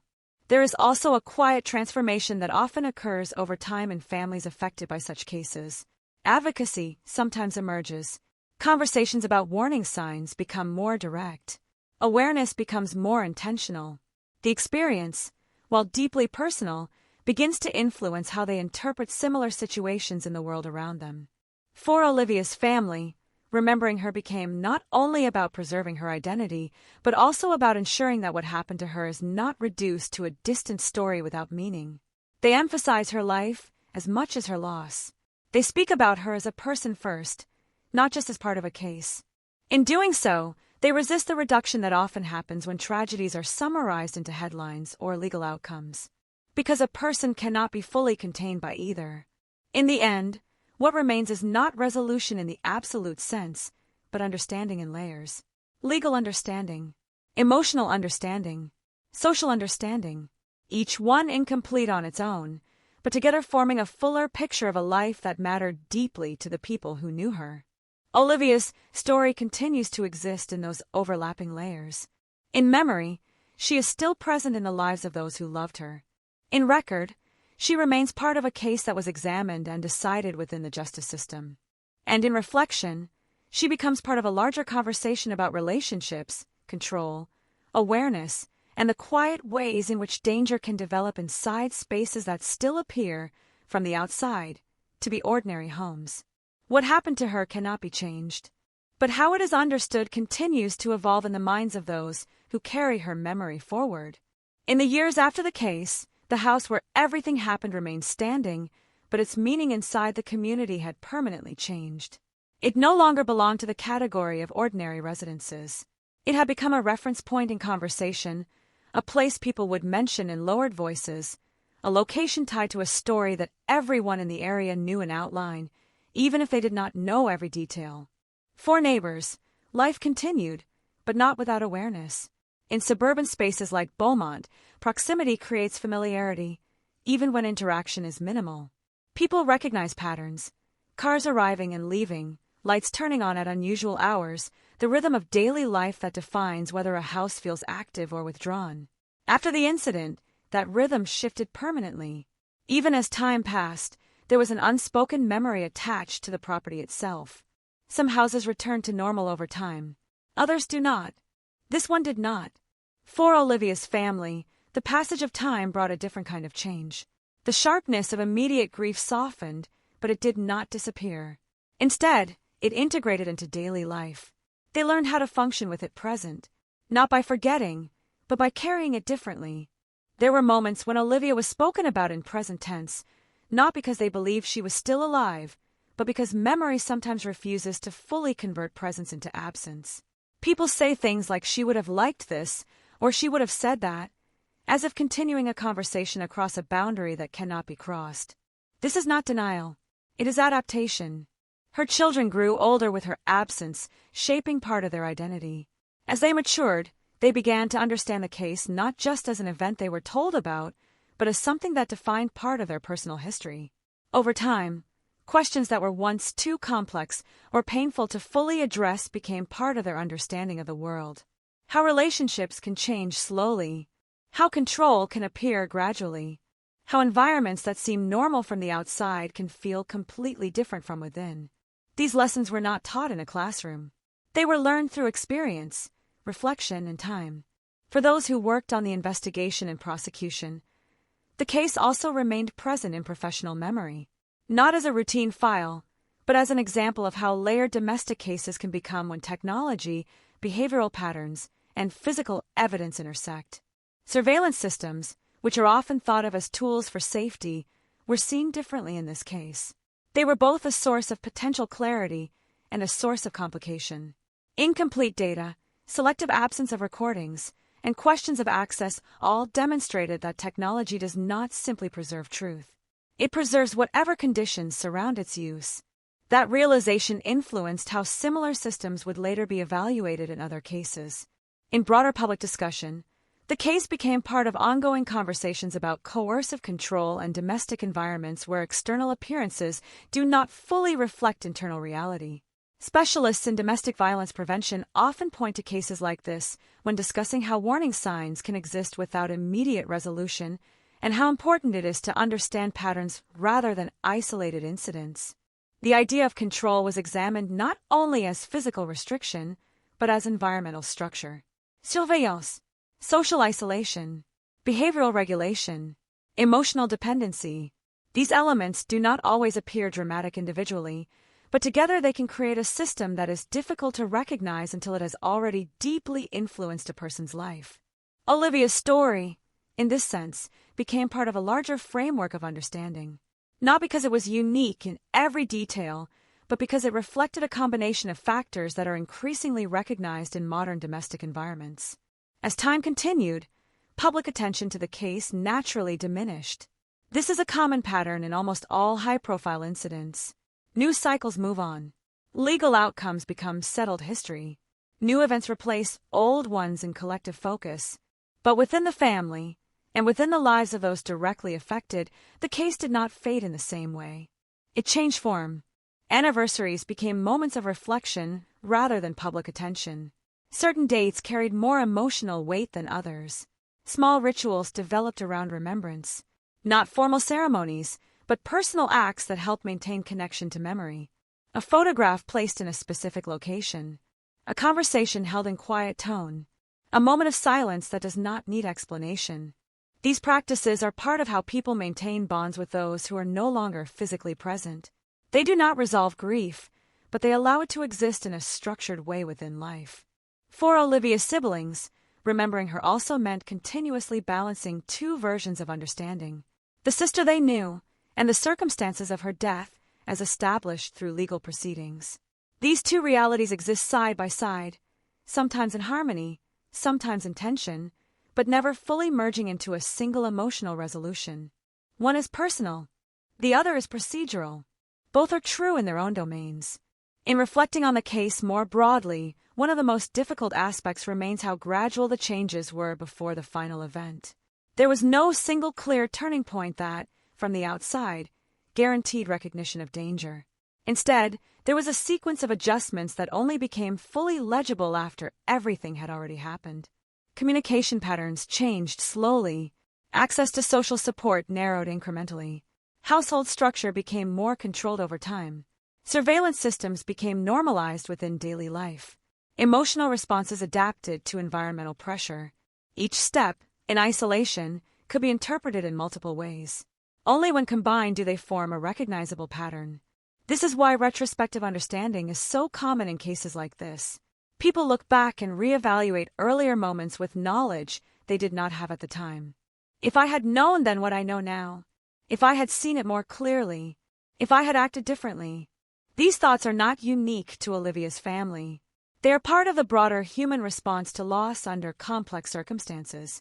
For the legal system, the case remains recorded as a completed process. Evidence was presented, tested, and weighed. A verdict was reached within the structure of law. That verdict defines the official outcome of the case. But legal resolution is not the same as narrative resolution. The story of Olivia's life does not end at the verdict. It continues in memory, in reflection, and in the ongoing effort of those who knew her to understand what happened without reducing her existence to the moment it ended. What remains most present in the end is not the structure of the case, but the person at its center. A woman who built a life, raised a family, worked, cared, and tried to create stability in a world that gradually became more constrained around her. Her absence is permanent, but so is her presence in the lives of those who remember her. And between those two realities, her story continues to be told, not as a conclusion, but as something that still carries meaning long after the courtroom is empty and the case file is closed. Even after all the formal processes had ended, there remained a sense that the case was never truly confined to the courtroom. It continued to exist in quieter spaces, in conversations that did not make it into transcripts, in memories that resurfaced unexpectedly, and in the way those closest to Olivia reorganized their understanding of everything that had led to that final morning. For her family, the passage of time created a strange duality. On one hand, life demanded continuation. Work had to be done. Children had to be raised. Days had to be lived in sequence, one after another. On the other hand, there was no sequence to grief. It did not follow schedules or respect routines. It arrived when it wanted, often without warning, often through something as small as a sound that resembled her voice or a moment that echoed a memory too closely. What remained most difficult was not only the absence itself, but the contrast between what life had been before and what it became after. Before, Olivia was part of every structure that defined family life. After, she became something remembered rather than experienced. That shift is not sudden in emotional terms, even if it is immediate in reality. The mind continues to reach for patterns that no longer exist. Her presence in memory became more detailed over time, not less. People often assume that memory fades, but in cases of loss, certain details sharpen instead. The way she spoke in specific situations, the way she moved through familiar spaces, the tone of her voice when she was tired or focused or amused. These fragments become more defined because they are no longer updated by new experiences. For those who knew her best, this sharpening of memory created both comfort and pain. Comfort, because it preserved her identity in vivid form. Pain, because it emphasized permanence of absence. Meanwhile, the broader understanding of the case continued to evolve in public and professional contexts. Domestic violence experts often revisit cases like this not to re-examine guilt or innocence, which the legal system has already determined, but to understand the layered conditions that allow such situations to develop without early interruption. One of the most important lessons drawn from Olivia's case is how control can become embedded in ordinary life structures. It does not always begin with obvious aggression. It can begin with organization, with rules presented as discipline, with systems framed as efficiency or protection. Over time, those structures can expand until they begin to define not just behavior, but perception itself. In such environments, the boundary between safety and restriction becomes increasingly difficult to identify from within. Surveillance technology played a particularly significant role in this case, not only as evidence, but as part of the household environment. What is often marketed as security can, in different contexts, become a mechanism of constant observation. The presence of cameras in nearly every shared space of a home created an atmosphere where privacy was not simply reduced, but redefined. Experts in digital behavior analysis have since pointed out that technology does not carry intent on its own. It reflects how it is used. In Olivia's case, the surveillance system became part of the broader dynamic that shaped daily life, contributing to both behavioral control and later evidentiary reconstruction. This dual role is what makes modern cases like this more complex than those of previous generations. The same system that can document truth can also be manipulated in ways that obscure it. The same recordings that could provide clarity can also be selectively altered, creating gaps that require careful forensic interpretation. For investigators who worked on the case, this complexity became a defining feature of their experience. It reinforced the importance of approaching digital evidence not as absolute truth, but as structured data that must always be examined within context. In the legal aftermath, discussions continued among professionals about how such evidence should be interpreted in future cases. The balance between technical certainty and behavioral interpretation remains an evolving area of criminal investigation. But beyond technical and legal frameworks, what remained most significant was the human dimension. Olivia was not defined by the case, even though the case defined how she is officially recorded in history. She was defined by her relationships, her work, her role as a mother, and the presence she brought into the lives of people around her. Those elements cannot be fully captured in legal documents or investigative summaries. This distinction is important because cases like this often risk reducing a person to a sequence of events. But for those who knew her, she remained a full individual whose life extended far beyond the moment it ended.